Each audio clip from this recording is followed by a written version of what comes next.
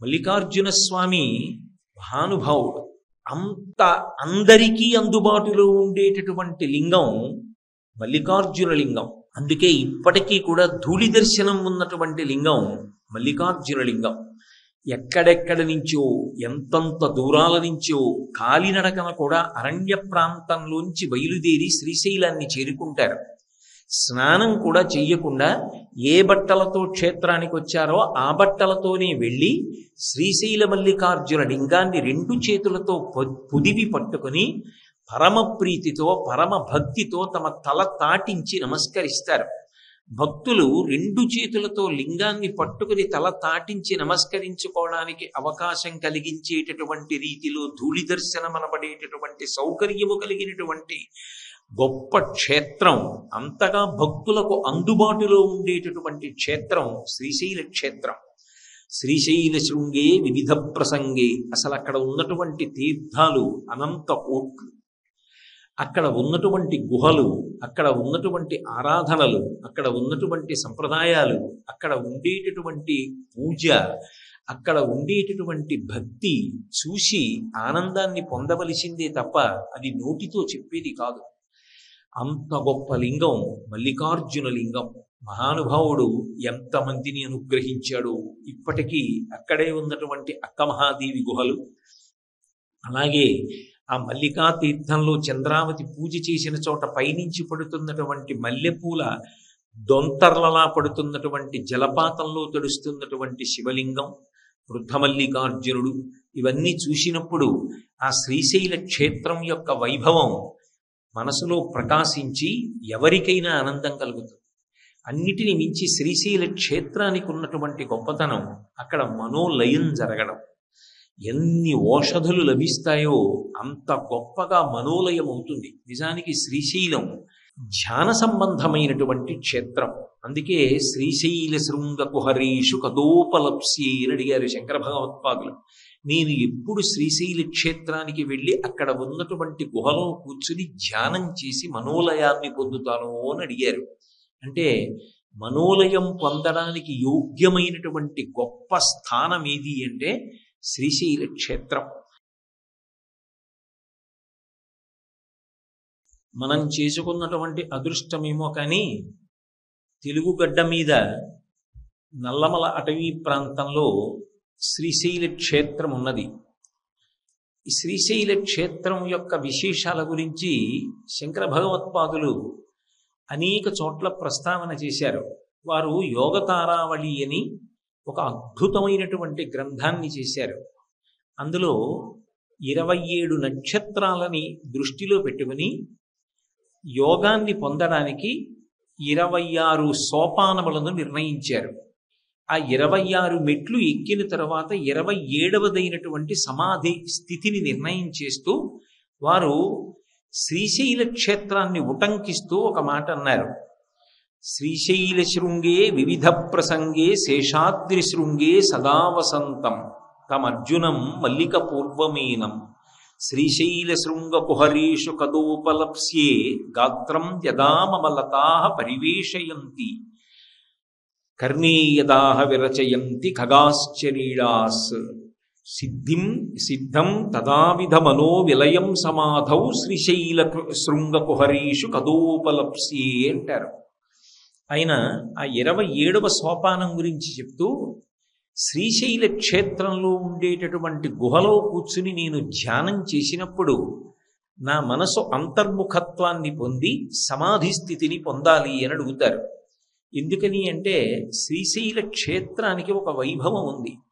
శ్రీశైల క్షేత్రంలో చాలా తొందరగా మనోలయం అవుతుంది.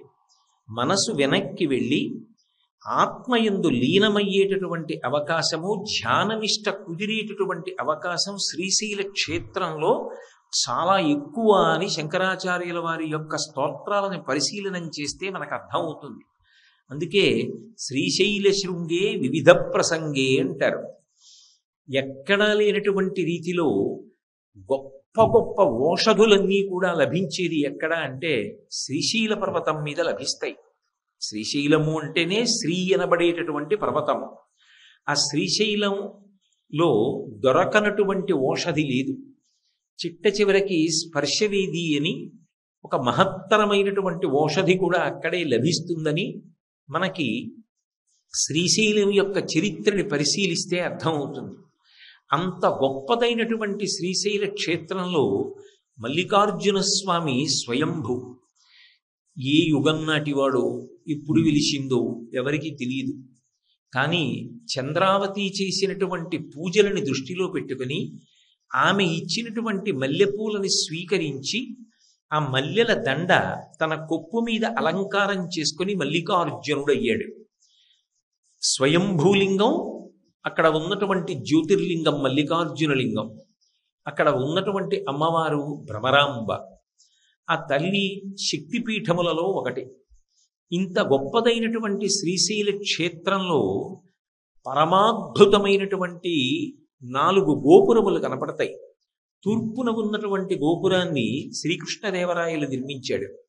అలాగే దక్షిణాన ఉన్నటువంటి గోపురాన్ని హరిహరరాయలు నిర్మిస్తే పశ్చిమాన ఉన్నటువంటి గోపురాన్ని బ్రహ్మానందరాయల వారు నిర్మించారు.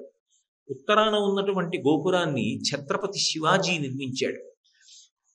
అక్కడే ధర్మస్థాపన కోసమని కంకణం కట్టుకున్నటువంటి శివాజీ మహారాజుకి అమ్మవారు ప్రత్యక్షమై భవానీ ఖడ్గాన్ని అనుగ్రహించింది అని చెప్తారు.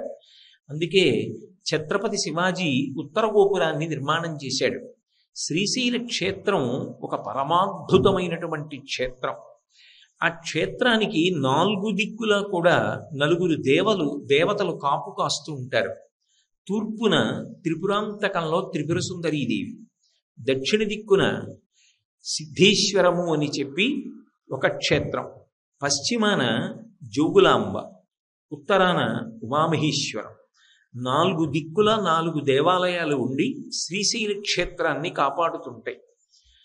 శ్రీశైలంలో ఉన్నటువంటి మల్లికార్జున స్వామిని గూర్చి శంకర భగవత్పాదులు శివానంద లహరిలో ప్రస్తావన చేశారు. సాధారణంగా శంకరాచార్యుల వారు తన యొక్క వాంగ్మయంలో క్షేత్ర ప్రసక్తి తీసుకురావడం అనేటటువంటిది కొంచెం అరుదు. కానీ వారు చేసినటువంటి శివానంద లహరిలో మధ్యకొచ్చేటప్పటికి 50వ శ్లోకం 51వ శ్లోకం, ఈ 2 శ్లోకాలు కూడా మల్లికార్జునుడి మీద శ్రీశైలం మీదే రచన చేశారు. ఇప్పటికీ కూడా మనం శ్రీశైలాన్ని ఆధారం చేసుకునే దేశకాల సంకీర్తనం చేస్తాం. శ్రీశైలస్య ఈశాన్య దిగ్భాగి అంటూ శ్రీశైల క్షేత్రానికి మనం ఎటువైపున ఉన్నాము అన్నది దేశకాల సంకీర్తనంలో మనం దిక్కుని సూచించి భగవంతుడి దగ్గర విజ్ఞాపన చేస్తాం. ఒక కోణంలో పరిశీలనం చేస్తే పైన ఉన్నటువంటి హిమాలయ పర్వతాల దగ్గర నుంచి దక్షిణాన చిట్ట చివర ఉన్నటువంటి కన్యాకుమారి వరకు మధ్యలో ఉన్నటువంటి నడిమి ప్రాంతం శ్రీశైల క్షేత్రం. ఇంత గొప్పదైనటువంటి శ్రీశైల క్షేత్రంలో ఉన్నటువంటి మల్లికార్జున లింగం పరమాద్భుతమైనటువంటి లింగస్వరూపం. అక్కడ తెల్లమద్ది చెట్టు రూపంలో స్థలవృక్షమై శంకరుడు వెలిసి ఉంటాడు అని ప్రతీతి. ఆ తెల్లమద్ది చెట్టు కల్లుకున్నటువంటి మల్లెతీగని దృష్టిలో పెట్టుకుని పార్వతీ పరమేశ్వరుల యొక్క సమాగమ స్వరూపాన్ని దర్శించినటువంటి శంకర భగవత్పాదులు పులకాంకితులై సంధ్య అన్న పేరుతో ప్రారంభమైనటువంటి శ్లోకాన్ని 50వ శ్లోకంగా శ్రీశైల క్షేత్ర ప్రసక్తితోటి తీసుకొచ్చారు శివానంద లహరిలో. సంధ్య అంటే మధ్యలోకి వచ్చినటువంటి కాలం, పూర్వ సంధ్య అంటాం. అంటే చీకటి వెళ్ళిపోయి పగలు ప్రారంభమయ్యే ముందు ఆకాశమంతా ఎర్రగా ఉంటుంది. అలా ఎర్రగా ఉండేటటువంటి కాలం ఏదున్నదో దానిది పూర్వ సంధ్య అంటాం. అలాగే మళ్ళీ పగలు వెళ్ళిపోయి చీకటి వస్తూ ఉంటుంది, అప్పుడు కూడా ఆకాశం ఎర్రబడుతుంది. దాన్ని ఉత్తర సంధ్య అంటాం. రెండిటి మధ్యలో ఉన్నటువంటిది సంధ్య. మాధ్యాహ్నిక సంధ్య అంటాం, సూర్యుడు మధ్యలోకి వచ్చినప్పుడు ఆకాశం. ఇందులో శంకరాచార్యుల వారు శివానంద లహరి చేసినప్పుడు మధ్యలో శ్లోకం 50వ శ్లోకం. భారతదేశంలో హిమాలయ పర్వతాల దగ్గర నుంచి కన్యాకుమారి వరకు ఉన్నటువంటి క్షేత్రాలను దృష్టిలో పెట్టుకున్నప్పుడు మధ్యలో ఉన్నటువంటి క్షేత్రం శ్రీశైల క్షేత్రమైనటువంటి విషయాన్ని దృష్టిలో ఉంచుకున్నటువంటి శంకర భగవత్పాదులు మధ్యలో వచ్చినటువంటి 50వ శ్లోకం దగ్గరికి వచ్చేటప్పటికి సంధ్యా అన్న ప్రసక్తి తీసుకొస్తూ ప్రత్యేకంగా శ్రీశైల క్షేత్రాన్ని అక్కడ ఉటంకించారు. అందుకే సంధ్యారంభ విజృంభితం శృతిశిరస్థానాంతరాధిష్ఠితం సప్రేమ భ్రమరాభిరామమసకృత్సత్వాసనాశోభితం భోగీంద్రాభరణం సమస్త సుమన పూజ్యం గుణావిష్కృతం సేవే శ్రీగిరిమల్లికార్జున మహాలింగం శివాలింగితం అని మల్లెతీగ చేట అల్లుకోబడినటువంటి ఆ అర్జున వృక్షాన్ని, తెల్లమద్ది చెట్టుని చూసినటువంటి శంకరాచార్యుల వారు పార్వతీదేవి చేత ఆలింగనం చెయ్యబడినటువంటి పరమశివ స్వరూపాన్ని దర్శించి 50వ శ్లోకంగా శ్రీశైల క్షేత్ర ప్రసక్తి తీసుకొస్తూ మల్లికార్జున లింగాన్ని మల్లికా లత అన్న పేరుతో భ్రమరాంబాదేవిని స్తుతి చేశారు. ఆ పక్కనే 51వ శ్లోకం దగ్గరికి వచ్చేటప్పటికి కూడా మళ్ళీ శ్రీశైల క్షేత్రం గురించే ప్రస్తావన చేశారు. భృంగీచ్ఛానటనోత్కట కరిమదగ్రహీ స్ఫురన్మాధవ హ్లాదో నాదయుతో మహాసితవపు పంచేషు నాచాదృత సత్పక్షస్సుమనోవనీషు సపునః సాక్షాన్మదీయే మనో రాజీవే భ్రమరాధిపో విహరతాం శ్రీశైలవాసీ విభు అంటూ మళ్ళీ భ్రమరాంబా సమేతుడైనటువంటి మల్లికార్జున స్వామి యొక్క వైభవాన్ని స్తోత్రం చేస్తూ 51వ శ్లోకాన్ని కూడా చేశారు. మల్లికార్జున స్వామి మహానుభావుడు. అందరికీ అందుబాటులో ఉండేటటువంటి లింగం మల్లికార్జున లింగం. అందుకే ఇప్పటికీ కూడా ధూళి దర్శనం ఉన్నటువంటి లింగం మల్లికార్జున లింగం.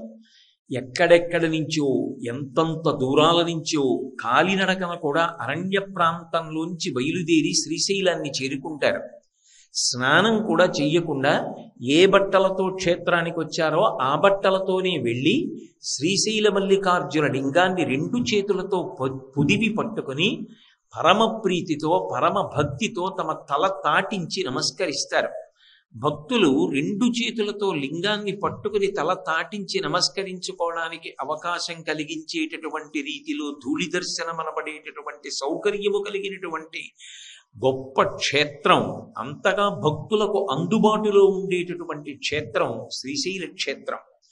శ్రీశైల శృంగే వివిధ ప్రసంగే, అసలు అక్కడ ఉన్నటువంటి తీర్థాలు అనంత కోట్లు, అక్కడ ఉన్నటువంటి గుహలు, అక్కడ ఉన్నటువంటి ఆరాధనలు, అక్కడ ఉన్నటువంటి సంప్రదాయాలు, అక్కడ ఉండేటటువంటి పూజ, అక్కడ ఉండేటటువంటి భక్తి చూసి ఆనందాన్ని పొందవలసిందే తప్ప అది నోటితో చెప్పేది కాదు. అంత గొప్ప లింగం మల్లికార్జున లింగం. మహానుభావుడు ఎంతమందిని అనుగ్రహించాడు. ఇప్పటికీ అక్కడే ఉన్నటువంటి అక్కమహాదేవి గుహలు, అలాగే ఆ మల్లికా తీర్థంలో చంద్రావతి పూజ చేసిన చోట పైనుంచి పడుతున్నటువంటి మల్లెపూల దొంతర్లలా పడుతున్నటువంటి జలపాతంలో తడుస్తున్నటువంటి శివలింగం, వృద్ధమల్లికార్జునుడు, ఇవన్నీ చూసినప్పుడు ఆ శ్రీశైల క్షేత్రం యొక్క వైభవం మనసులో ప్రకాశించి ఎవరికైనా ఆనందం కలుగుతుంది. అన్నిటిని మించి శ్రీశైల క్షేత్రానికి ఉన్నటువంటి గొప్పతనం అక్కడ మనోలయం జరగడం. ఎన్ని ఔషధులు లభిస్తాయో అంత గొప్పగా మనోలయం అవుతుంది. నిజానికి శ్రీశైలం ధ్యాన సంబంధమైనటువంటి క్షేత్రం. అందుకే శ్రీశైల శృంగ కుహరీషు కదోపలప్స్యే అని అడిగారు శంకర భగవత్పాదులు. నేను ఎప్పుడు శ్రీశైల క్షేత్రానికి వెళ్ళి అక్కడ ఉన్నటువంటి గుహలో కూర్చుని ధ్యానం చేసి మనోలయాన్ని పొందుతాను అని అడిగారు. అంటే మనోలయం పొందడానికి యోగ్యమైనటువంటి గొప్ప స్థానం ఏది అంటే శ్రీశైల క్షేత్రం. అటువంటి శ్రీశైల క్షేత్రంలో స్వామి జ్యోతిర్లింగం స్వయంభు. భ్రమరాంబ మా అమ్మ తల్లి శక్తిపీఠం. అమ్మవారు అక్కడ భ్రమర స్వరూపంగా వచ్చింది. చిత్రం ఏమిటంటే అమ్మవారు అనేకమైన రూపాలు పొందుతూ ఉంటుంది. శ్రీ మహావిష్ణువు ఏ విధంగానైతే అనేక అవతారములను తీసుకుని ధర్మాన్ని సంస్థాపన చేస్తూ నిరంతరము ధర్మ పరిరక్షణ చేస్తూ ఉంటారో, అలాగే అమ్మవారు కూడా అవతార స్వీకారం చేసి ధర్మాన్ని కాపాడుతుంటుంది. అందుకే పరిత్రాణాయ సాధూనాం వినాశాయ చ దుష్కృతాం ధర్మ సంస్థాపనార్థాయ సంభవామి యుగే యుగే. కృష్ణ పరమాత్మ యొక్క ప్రతిజ్ఞ. నారాయణి అని పిలవబడేటటువంటి అమ్మవారు యదా యదా హి సాధూనాం దుఃఖం భవతి దానవ తదా తేషాంచ రక్షార్థం దేహం సంధారయామ్యహం అని భగవద్గీత ఆవిడ దేవీ భాగవతంలో ప్రతిజ్ఞ. కృష్ణ పరమాత్మ భగవద్గీతలో మాట్లాడినప్పుడు నన్ను ఒక రూపంతో చూడాలి అని విశేషమైన ఆర్తి పొందినటువంటి పరమ భాగవతోత్తముల యొక్క కోరిక తీర్చడానికి ఒక రూపాన్ని పొందుతాను అని మొదటి కారణం. అలాగే ధర్మ సంస్థాపన చేయడానికి, ధర్మ వ్యతిరేకమైన నడవడి కలిగిన వారి పీచ మణచడానికి అవతార స్వీకారం చేస్తానంటాడు. అదే మాటలో అమ్మవారు కూడా చెప్తుంది. అందుకే యదా యదా హి సాధూనాం దుఃఖం భవతి దానవ, ఎక్కడెక్కడ పరమ భాగవతోత్తములైనటువంటి వారు భగవంతుణ్ణి నమ్ముకుని ధార్మికమైనటువంటి జీవనాన్ని గడుపుతున్నటువంటి వారు ఆక్రోశాన్ని పొందుతారో, దుఃఖాన్ని పొందుతారో, అప్పుడప్పుడు నేను ఒక అవతారాన్ని స్వీకరించి దుష్టులను పరిమార్చి ధర్మాన్ని నిలబెడతాను అంటుంది. యదా యదా హి సాధూనాం దుఃఖం భవతి దానవ తదా తేషాంచ రక్షార్థం దేహం సంధారయామ్యహం.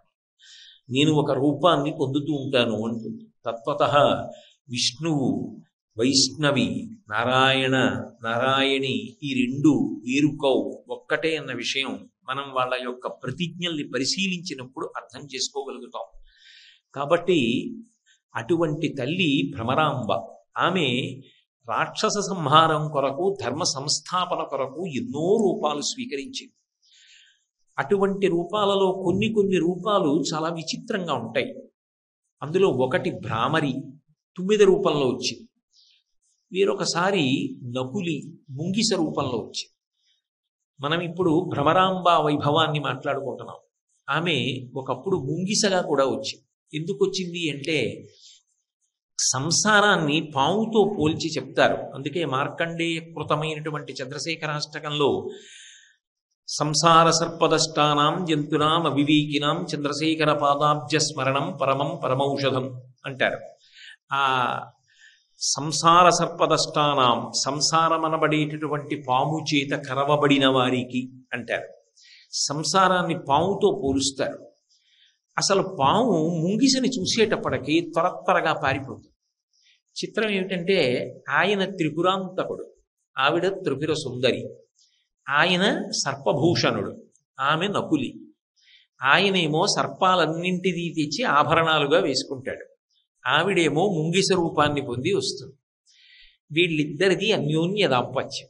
ఎంత గొప్ప దాంపత్యం అంటే నిత్యాయ త్రిగుణాత్మనే పురజితే కాత్యాయని శ్రేయసే సత్యాయ ఆద్య కుటుంబిని మునిమన ప్రత్యక్ష చిన్మూర్తయే. బాహ్యంలో చూస్తే ఇద్దరికీ అలా దాంపత్యం ఎలా పొసగిందబ్బా అనిపిస్తుంది.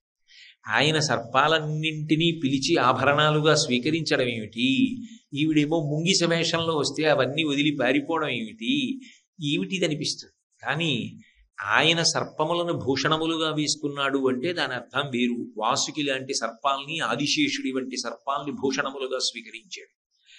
ఆమె ముంగిస రూపంలో నకులిగా వచ్చింది అంటే దాని అర్థం వేరు. సంసారమనబడేటటువంటి పాముని సంహరించగలిగినటువంటి శక్తి స్వరూపం కాబట్టి నకులీ రూపంలో వచ్చింది. అంతేకాదు, ఎంత పార్వతీ పరమేశ్వరులైనా ఇద్దరూ ఏకాంతంలో సంతోషంగా గడుపుదాం అనుకున్నప్పుడు, ఆ ఆలింగన సుఖాన్ని పొందవలసిన సమయం ఆసన్నమైనప్పుడు ఆయన ఒంటి మీద పావులుంటే ఏమంత బాగుంటుంది. ఆవిడ ఒకసారి ముంగిస రూపాన్ని పొందితే పావులన్నీ వదిలిపెట్టి వెళ్ళిపోతే వాళ్ళు సంతోషంగా కూర్చుని జగత పితరం వందే పార్వతీ పరమేశ్వరం. పార్వతీ పరమేశ్వరుడు తల్లిదండ్రులై మనందరి యొక్క ఉత్పాదనకు కారణమవుతున్నారు. ఒకనాడు నకులీ రూపాన్ని పొందింది. అలాగే ఒకప్పుడు భ్రామరీ రూపాన్ని పొంది ఆమె తుమ్మెదగా వచ్చింది. ఆమె తుమ్మెదగా రావలసిన అవసరం ఏమిటి అంటే, ఒకానొకప్పుడు అరుణాసురుడు అనబడేటటువంటి ఒక భయంకరమైన రాక్షసుడు బయలుదేరాడు. రాక్షసుడు అనేటప్పటికే వాళ్ళకుండే కోరిక ఏమిటి అంటే శరీరంతో శాశ్వతంగా ఉండిపోవాలి అని ఉంటుంది. అందుకని వాళ్ళు బ్రహ్మగారి గురించి తపస్సు చేసి మాకు మృత్యు ఉండకూడదు అంటారు. అది మర్త్యలోకంలో కుదిరే విషయం కాదు, ఇంకొక వరం ఏదైనా అడుగు అని బ్రహ్మగారు అంటారు. అప్పుడు బ్రహ్మగారిని మనం మాయ చేశామని వాళ్ళు అనుకుంటారు. అనుకుని ఏవేవో కోరికలు కోరుతారు. అలాగే అడిగాడు అరుణాసురుడు కూడా. నేను దేవతల చేతిలో చనిపోకూడదు, రాక్షసుల చేతిలో చనిపోకూడదు, 2 కాళ్ళున్న ప్రాణుల చేతిలో చనిపోకూడదు, 4 కాళ్ళున్న ప్రాణుల చేతిలో చనిపోకూడదు. ఇన్ని కోరికలు కోరాడు. తథాస్తు అని బ్రహ్మగారు వెళ్ళిపోయాడు. ఆయన ఉద్ధతి పెరిగిపోయింది. ధర్మానికి అంతటికీ కూడా ఇబ్బంది తీసుకొస్తున్నాడు. ఎవరు ధర్మాచరణం చేస్తూ ఉంటారో వాళ్ళని శత్రువులుగా భావన చేశాడు. ధర్మాత్ముల్ని పాడు చేయడము అంటే ధర్మాన్ని పాడు చేయడం. అప్పుడు ఎవరు జోక్యం చేసుకోవాలి?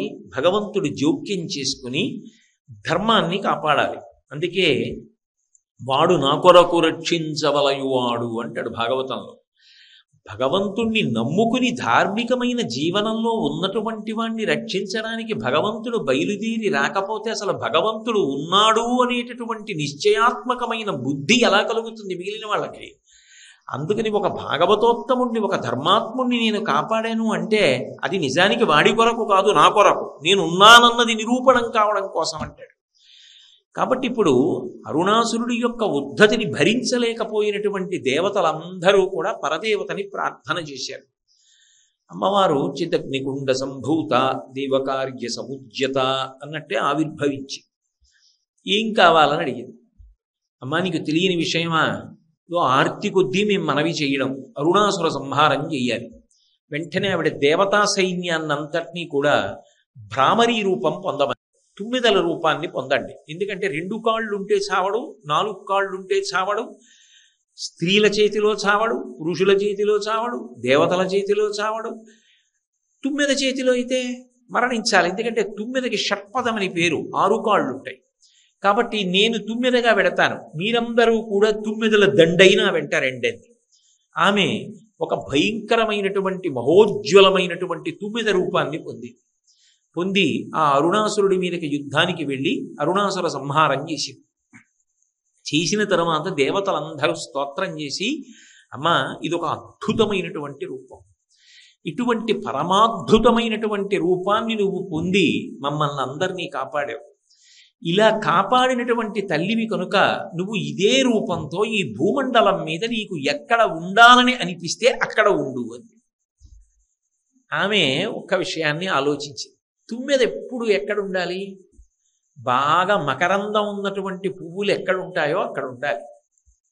అందుకని ఆయన మల్లికార్జునుడు, ఆయన మల్లెపూల దండ సిగకి చుట్టుకుని ఉంటాడు. కాబట్టి నేను భ్రామరీ రూపంలో 9 రూపంలో శ్రీశైలంలోనే ఉంటాను. అందుకే అష్టకంలో ప్రతి శ్లోకం చిట్ట చివరిలో శంకరాచార్యుల వారు అమ్మవారు కోరి కోరి శ్రీశైల క్షేత్రంలో వెలిసి అక్కడే ఉండిపోయింది కాబట్టి, ఉన్నది కాబట్టి శ్రీశైల స్థలవాసినీం భగవతీం శ్రీమాతరం భావయే అన్నారు. ఆమె శ్రీశైల క్షేత్రంలో కొలువై ఉండిపోయింది ఆ తల్లి. మల్లికార్జున స్వామి దేవాలయం కిందకుంటుంది, భ్రమరాంబ దేవాలయం పైకుంటుంది. విచిత్రం ఏమిటంటే సర్వసాధారణంగా ఆయన ఏ రూపంలో పెడితే ఆ రూపంలో అమ్మవారు కూడా పెడుతుంది. ఆయన ఒకప్పుడు ఏదో అర్జునుడిని పరీక్ష చేయడం కోసమని చెప్పి బాణాలు పట్టుకుని వేటాడేటటువంటి వ్యక్తి యొక్క రూపాన్ని పొందాడు. ఆమె కూడా దానికి అనుగుణమైన రూపాన్ని పొందింది. కానీ శ్రీశైలం దగ్గరికి వచ్చేటప్పటికి విచిత్రం ఏమిటంటే ఆమె భ్రామరీ రూపాన్ని పొందితే ఆయన కూడా ఏం చేయాలి? గండు 9 మగ 9 రూపాన్ని పొంది ఆమెతో కలిసి విహారం చేస్తూ ఉంటాడు. అందుకే శంకర భగవత్పాదులు అన్నారు, మీరిద్దరూ 9 రూపంలో తిరుగుతూ ఉంటారు, మీరు ఎక్కడ వాళ్తారు? బాగా ఎక్కడ మకరందం ఉంటే అక్కడ వాలి ఆ మకరందాన్ని బాగా గ్రోలుతారు. బాగా మకరందం ఉన్నటువంటి ప్రదేశాన్ని ఒకదాన్ని నేను మీకు చెప్తాను, మీరు అక్కడే వాలి అక్కడే ఉండిపోండి. ఎందుకనంటే పువ్వులో మకరందం తాగేస్తే అయిపోతుంది, కానీ ఈ పువ్వులో ఉన్న మకరందం అయిపోదు, ఊటబావిలా ఊరుతూనే ఉంటుంది, మీరు తాగుతూనే ఉండొచ్చు. అక్కడ వరకు జంకారం చేస్తూ రండి. ఇక మకరందపానం చేసేటప్పుడు జంకారం చెయ్యక్కర్లేదు. నిశ్శబ్దంగా శ్రీశైలంలో సమాధి స్థితిలోకి వెళ్ళిపోయినటువంటి భక్తుడు ఎలా ఉండిపోతాడో అలా ఉండిపోండి ఆ పువ్వు మీద అన్నారు. ఏ పువ్వు మీద ఉండిపోవాలి అంటే భృంగీచ్ఛానటముత్కట కరిమదగ్రాహీ స్ఫురన్ మాధవా హ్లాదో నాదయుతో మహాసితవపుహు అన్నారు.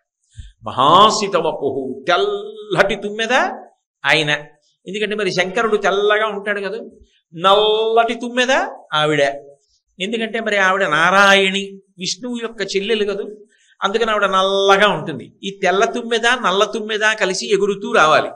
మహాసితవపు పంచేషు నాచాధృత సత్పక్ష సుమనోవనీషు సపున సాక్షాన్ మదీయే మనోరాజీవే భ్రమరాధిపో విహరతాం శ్రీశైలవాసీ విభు. భ్రమరాంబాసమేతుడవై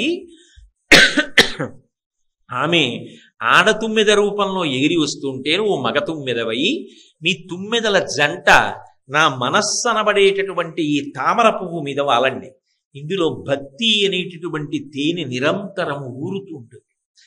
ఆ భక్తి అనబడేటటువంటి తేనెని కడుపార త్రాగుతూ ఏ చప్పుడు లేకుండా చక్కగా ఇక్కడే ఇద్దరు వాలి ఉండిపోండి అని ప్రార్థన చేశారు శివానంద లహరిలో. భ్రమరాంబ దేవాలయం పరమాద్భుతమైనటువంటి శిల్పకళకి ప్రతీక. మీరు ఎప్పుడైనా భ్రమరాంబ దేవాలయంలో ఉండేటటువంటి ప్రదక్షిణ మంటపంలో ఉన్న స్తంభాల మీద ఉన్న శిల్ప వైభవాన్ని చూస్తే ఆశ్చర్యపోతారు. అంటే మీరు చూడలేదని నా ఉద్దేశ్యం కాదు, మీ అందరూ బాగా చూసిన వారే, అనుభవించిన వారే, ఒకసారి స్ఫురణకి తెచ్చుకోవడం అంతే. ఒక్కొక్క స్తంభాన్ని ఎంత గొప్పగా చెక్కారు అంటే అక్కడ అమ్మవారికి సంబంధించినటువంటి ఆంతరంగిక పరివారంలో ఉండేటటువంటి పరిచారికలు మడకాళ్ళంటారే అలా మోకాళ్ళ మీద వంగి కూర్చుని తమ తొడల మీద రెండు చేతులు వేసుకుని కూర్చుని ఉంటారు. తల మీద స్తంభం ప్రారంభం అవుతుంది, దాని మీద ఏనుగు ఉంటుంది, ఆ ఏనుగు మీద సింహం ఉంటుంది, ఆ సింహం మీద ఒక దేవకాంత కూర్చుని ఉంటుంది. ఒకవైపుకి ఒక కాలు వేసి రెండవ కాలు ఆ సింహం మీద ఇటువైపుకి తిప్పి పెడుతుంది. పరమ కోమలంగా ఉన్నటువంటి ఆ అరికాలు, చిటికిన వేలు దగ్గర నుంచి బొటన వేలు వరకు ఉన్నటువంటి వేళ్ళు, వేళ్లకున్నటువంటి గోళ్ళు కూడా కనపడతాయి. ఎంత అందంగా కూర్చుంటుందంటే ఒక చేతిలో పువ్వు పట్టుకొని ఒక చేతిలో కత్తి ఎత్తి పట్టుకొని చిరునవ్వుతో కూర్చుని ఉంటుంది. స్తంభాల మీద గాయత్రి, సావిత్రి మొదలైనటువంటి అమ్మవారి యొక్క స్వరూపాలు పరమాద్భుతమైనటువంటి రీతిలో చెక్కబడి ఉంటాయి. ఇవన్నీ మొకెత్తు నవనారీ కుంజరమని చూడడానికి ఏనుగులా కనపడుతుంది శిల్పంలో. మీరు దగ్గరకి వెళ్ళి పరీక్షగా చూశారనుకోండి, నిజానికి ఆ ఏనుగులా మీకు కనపడుతున్న దానిలో 90 స్త్రీలు ఉంటారు. నవనారీ కుంజరమని 90 స్త్రీలు కలిసి ఒక ఏనుగు ఆకృతిని పొంది ఉంటుంది. మీరు ఇలా వెళ్ళిపోతూ చటుక్కున చూశారనుకోండి ఏనుగు అంటారు, దగ్గరకి వెళ్ళి చూశారనుకోండి కాదు 90 స్త్రీలు ఉన్నారని తెలుస్తుంది. అంత గొప్ప శిల్పకళా వైభవానికి పరాకాష్ట భ్రమరాంబ దేవాలయం. అలాగే ప్రతిరోజు కూడా గొప్ప హారతులు సమర్పింపబడుతుంటాయి. 4 వేదములు నిరంతరం అక్కడ ఆమ్నాయం అవుతూ ఉంటాయి. వేదం చదువుకున్నటువంటి విద్వాంసులు స్వరం తప్పకుండా ఆ దేవాలయాల్లో ఉన్నటువంటి ఆ అరుగుల మీద కూర్చుని ఎక్కడెక్కడ కూర్చుని ఏ వేదాన్ని స్వరంతో చదవాలో ఆయా వేదాల్ని చక్కగా పారాయణ చేస్తూ ఉంటారు. శ్రీశైలంలో భ్రమరాంబ అమ్మవారి యొక్క అభిషేకాన్ని ప్రత్యక్షంగా చూడడం కుదరదు. భ్రమరాంబ అమ్మవారి యొక్క అభిషేకం మాత్రం ఎప్పుడు ఒక్క ప్రధాన అర్చకుడు మాత్రమే తలుపు వీసి నిర్వర్తిస్తారు. అంత గొప్పదైనటువంటి భ్రమరాంబ దేవాలయంలో ఎప్పుడూ కూడా భ్రమర నాదం వినపడుతుంటుంది. తుమ్మెదలలో ఎగిరి వెడుతున్నప్పుడు ఎటువంటి ఝంకారం వినపడుతుందో అటువంటి ఝంకారం వినపడుతుంది. అందుకే ఇప్పటికీ దేవాలయం వెనక సన్నటి చీలిక ఉంటుంది గోడ మీద, దాని మీద చెవి ఆంచి భ్రామరీ నాదం, ఆ తుమ్మెదల యొక్క నాదాన్ని వింటూ ఉంటారు. అక్కడ వచ్చేటటువంటి నాదాన్ని ఆకాశవాణి విజయవాడ కేంద్రం, కడప కేంద్రం, హైదరాబాద్ కేంద్రం, ఈ కేంద్రాలు ప్రత్యేకంగా ధ్వనిముద్రణ చేసి కొన్ని కోట్ల మంది వినడానికి వీలుగా ప్రసారం చేశాయి అనేక పర్యాయాలు. భ్రామరీ నాదం అక్కడ వినపడుతుంది అని, అమ్మవారి యొక్క ఝంకారం, అందులో వచ్చేటటువంటి నాదం ఇప్పటికీ కూడా వినపడుతుంది అని. ఆ భ్రమరాంబ యొక్క తత్వం ఏమిటో మహానుభావుడైనటువంటి శంకర భగవత్పాదులు తెలుసుకుని మనకు అందించారు. వారికి తెలియకుండా ఎలా ఉంటుంది? వారు పార్వతీ పరమేశ్వరుల యొక్క సమాగమ స్వరూపులు. అందుకే వారు శంకరుడిలా అహం బ్రహ్మాస్మి తనలో తాను రమిస్తూ ధ్యానంలో కూర్చోగలరు. తానే సమస్తము కాగలరు, ఆత్మగా నిలబడగలరు. అమ్మవారు అంటే శక్తి స్వరూపం, నిరంతరం కదులుతూ ఉంటుంది. అందుకే భ్రమరాంబలాగే ఆసీతు హిమాచల పర్యంతం పాదచారి అయి పర్యటించి పరమాద్భుతమైనటువంటి కార్యక్రమములను సాధించి స్తోత్రముల దగ్గర నుంచి బ్రహ్మసూత్ర భాష్యం వరకు ఇవ్వగలరు. అందుకే అటు శంకరుడి యొక్క రూపానికి ఇటు పార్వతీదేవి యొక్క రూపానికి సమాగమమైనటువంటి రూపం ఏది అంటే శంకర భగవత్పాదుల యొక్క స్వరూపం. అటు శంకరుడి యొక్క లక్షణాలు, ఇటు పార్వతీదేవి యొక్క లక్షణాలు రెండూ కూడా శంకరాచార్యుల వారి అవతారంలో కనపడతాయి. అంత గొప్పదైనటువంటి శంకరాచార్యుల వారి అవతారంలో భ్రమరాంబాదేవి యొక్క వైభవాన్నంతటినీ కూడా వారు భ్రమరాంబాష్టకము అన్న పేరుతో మనందరికీ అందించారు. అది పరమాద్భుతమైనటువంటి అష్టకం. అందులో వారు ఎన్నో రహస్యములను ఉటంకించారు. ఇది ప్రతిరోజు చదువుకోవలసినటువంటి అష్టకం. విశేషించి దేవీ నవరాత్రులు ప్రారంభం అవుతున్నటువంటి రోజులు, తెలుగు గడ్డ మీద వెలిసినటువంటి పరమాద్భుతమైన క్షేత్రం. మీరు ముందుకి వెళ్ళినప్పుడు కొన్ని శ్లోకాలు విన్నప్పుడు మీకు అర్థం అవుతుంది. భ్రమరాంబ కేవలము శ్రీశైల క్షేత్రమునందు మాత్రమే వెలిసి ఉన్నటువంటి దేవతాస్వరూపం కాదు. ఇప్పటికీ ఆవిడ అనేక చోట్ల కదులుతూనే ఉంటుంది అని శంకరాచార్యులు వారు నిర్ధారణ చేస్తూ గాం గౌతమీం అని చెప్పారు. గోవు సాక్షాత్ భ్రమరాంబ స్వరూపమే, గోపూజ భ్రమరాంబ పూజయే. ఇది నేను చెప్తున్నది కాదు, శంకర భగవత్పాదులు భ్రమరాంబాష్టకంలో చేసిన ప్రతిపాదన. కాబట్టి ఆమె గోరూపంలో తిరుగుతుంది అని. అంత గొప్పదైనటువంటి భ్రమరాంబ తత్వాన్ని, భ్రమరాంబ వైభవాన్ని శంకరాచార్యుల వారు ఈ శ్లోకాలలో మనందరికీ కూడా అందించారు. ఈ శ్లోకాలు చదువుకోవడం, ఈ శ్లోకాలలో ఉన్న విషయాలు తెలుసుకోవడం అంటే అమ్మవారి గురించి కొంతసేపు ధ్యానం చేయడమే. మానసికంగా శ్రీశైల క్షేత్రంలో కూర్చుని భ్రమరాంబ దేవాలయం ముందుండి భ్రమరాంబ వైభవాన్నంతటినీ కూడా మనసులో భావన చెయ్యడమే నిజానికి ఈ అష్టకం యొక్క పరమ ప్రయోజనం. అందులో శంకరాచార్యుల వారు మొట్టమొదటి శ్లోకాన్ని ప్రారంభం చేస్తూ చాంచల్యారుణలోచనాంచిత కృపాం చంద్రార్ధచూడామణిం అంటారు. చాంచల్యారుణలోచన, అమ్మవారు కదులుతున్నటువంటి కన్నులతో ఉంటుంది. మిగిలిన క్షేత్రాల్లో కన్నా అమ్మవారి కన్నులు స్పష్టంగా కనపడేటటువంటి క్షేత్రాల్లో ఒక క్షేత్రం శ్రీశైల భ్రమరాంబ క్షేత్రం. అందుకే అమ్మవారి చీర కూడా తుమ్మిద యొక్క రెక్కలు ఎలా ఉంటాయో అలా అలంకారం చేస్తారు. మీరు వెళ్ళి చూస్తే తుమ్మిద చూస్తున్నప్పుడు ఎలా ఉంటుందో అమ్మవారి కళ్ళు అలాగే కనపడుతుంటాయి. నల్లగుడ్డు దగ్గర నుంచి పక్కన తెల్లగుడ్డు వరకు అంత స్పష్టంగా ఉన్మేష నిమిషోత్పన్న విపన్న భువనావళి. ఆ కనురెప్ప మూస్తే లోకాలకి ప్రళయం సంభవిస్తుంది. అందుకే కనురెప్ప వేయకుండా అలా చూస్తూనే ఉంటుంది. అసలు ఆ నేత్ర సౌందర్యాన్ని అనుభవించాలి అంటే శ్రీశైలంలో భ్రమరాంబ స్వరూపాన్ని దర్శనం చేయాలి. ఆ కళ్ళు ఎప్పుడు కదులుతుంటాయి. తుమ్మిద కళ్ళు ఎలా కదుపుతూ ఉంటుందో అలా భ్రమరాంబ యొక్క కన్నులు కదులుతూ ఉంటాయి. కదులుతున్నటువంటి కన్నులతో ఉన్నటువంటి భ్రమరాంబ వైభవాన్ని శంకర భగవత్పాదులు ఆవిష్కరిస్తున్నారు. కంచిలో ఉన్నటువంటి కామాక్షి పరదేవత నేత్ర సౌందర్యం ఎంత గొప్పదో, మీనాక్షి సౌందర్యం ఎంత గొప్పదో, కాశీలో ఉన్నటువంటి విశాలాక్షి సౌందర్యం ఎంత గొప్పదో, నేత్ర సౌందర్యం, శ్రీశైల క్షేత్రంలో ఉన్నటువంటి భ్రమరాంబ యొక్క నేత్ర సౌందర్యము కూడా అంత గొప్పది. అందుకే చాంచల్యారుణలోచనాం, ఆ తల్లి యొక్క కళ్ళు ఎప్పుడు కదులుతూ ఉంటాయిట. ఎందుకు కదలడం అంటే సాధారణంగా కన్నులు ఎక్కువ కదిలితే 3 కారణములు చెప్తారు. ఒకటి భయం కారణం కావాలి, భీతహరిణము అంటుంటాం కదా, లేడి కన్నులు కదుపుతూ ఉంటుంది ఎందుకంటే భయం చేత అని. భయం కలిగితే కన్నులు అదే పనిగా కదిపి తన భద్రత గురించి ఆలోచించుకుంటూ ఉంటారు. రెండు, కందులు నిరంతరం కదుపుతున్నారు అంటే దాని యొక్క కారణం ఏమై ఉండాలి అంటే అపారమైనటువంటి ప్రేమ చేత కదపాలి. తన వారైన వారందరినీ చూడకుండా ఉండలేక ఎప్పుడూ చూసుకుంటూ ఉన్నారనుకోండి, అప్పుడు కళ్ళు కదిపి చూసుకుంటూ ఉంటారు. అది రెండవ కారణం. ఆ రెండవ కారణానికి అలా చూస్తూ ఉంటారు.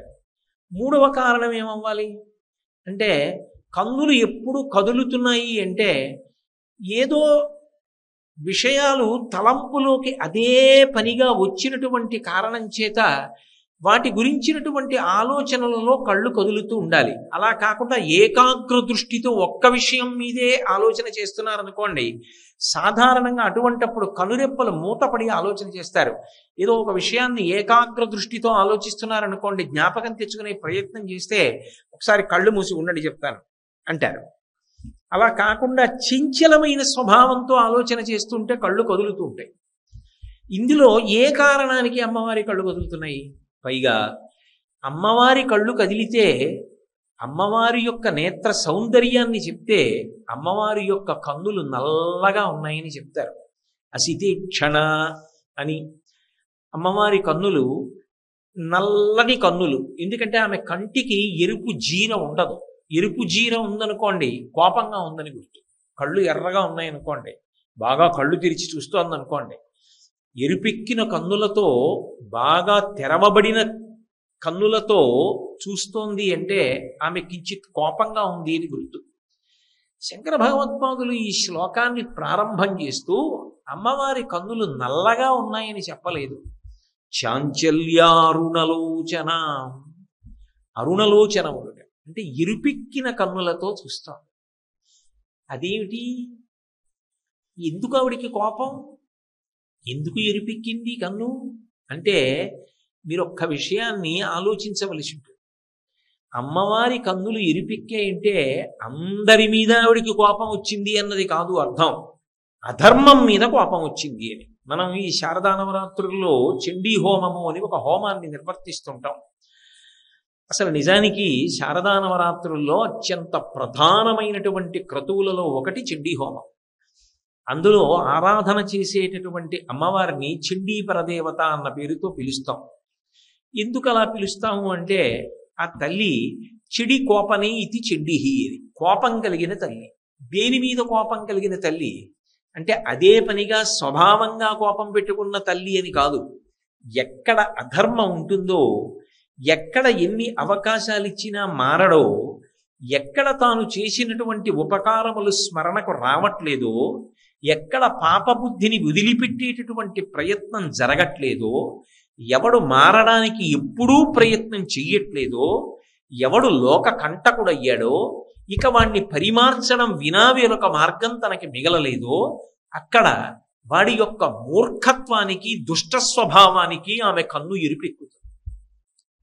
అంటే వాడు మిగిలిన వాళ్ళని బాధ పెడుతున్నాడు కాబట్టి ఎరుపెక్కుతుంది.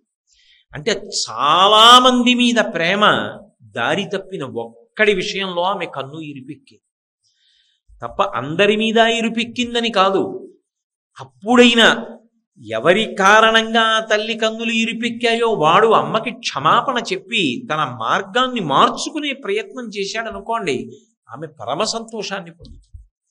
అలా మారే ప్రయత్నం చేయకపోతేనే 84 లక్షల జీవరాశులలో మహోత్కృష్టమైన మనుష్య జన్మ పొంది స్వార్థము, పాపచింతన, అధర్మము, అన్యాయము ఇవి తప్ప జీవితంలో త్యాగబుద్ధి లేకుండా, సమాజం గురించి ఆలోచించకుండా, ఒక్కడికి ఉపకారం చేద్దామన్న ఆలోచన లేకుండా ఇంత దౌర్భాగ్యమైన జీవితాన్ని గడిపేస్తున్నాడనేటటువంటి బాధతో ఆమె కన్ను ఎరిపెక్కుతుంది.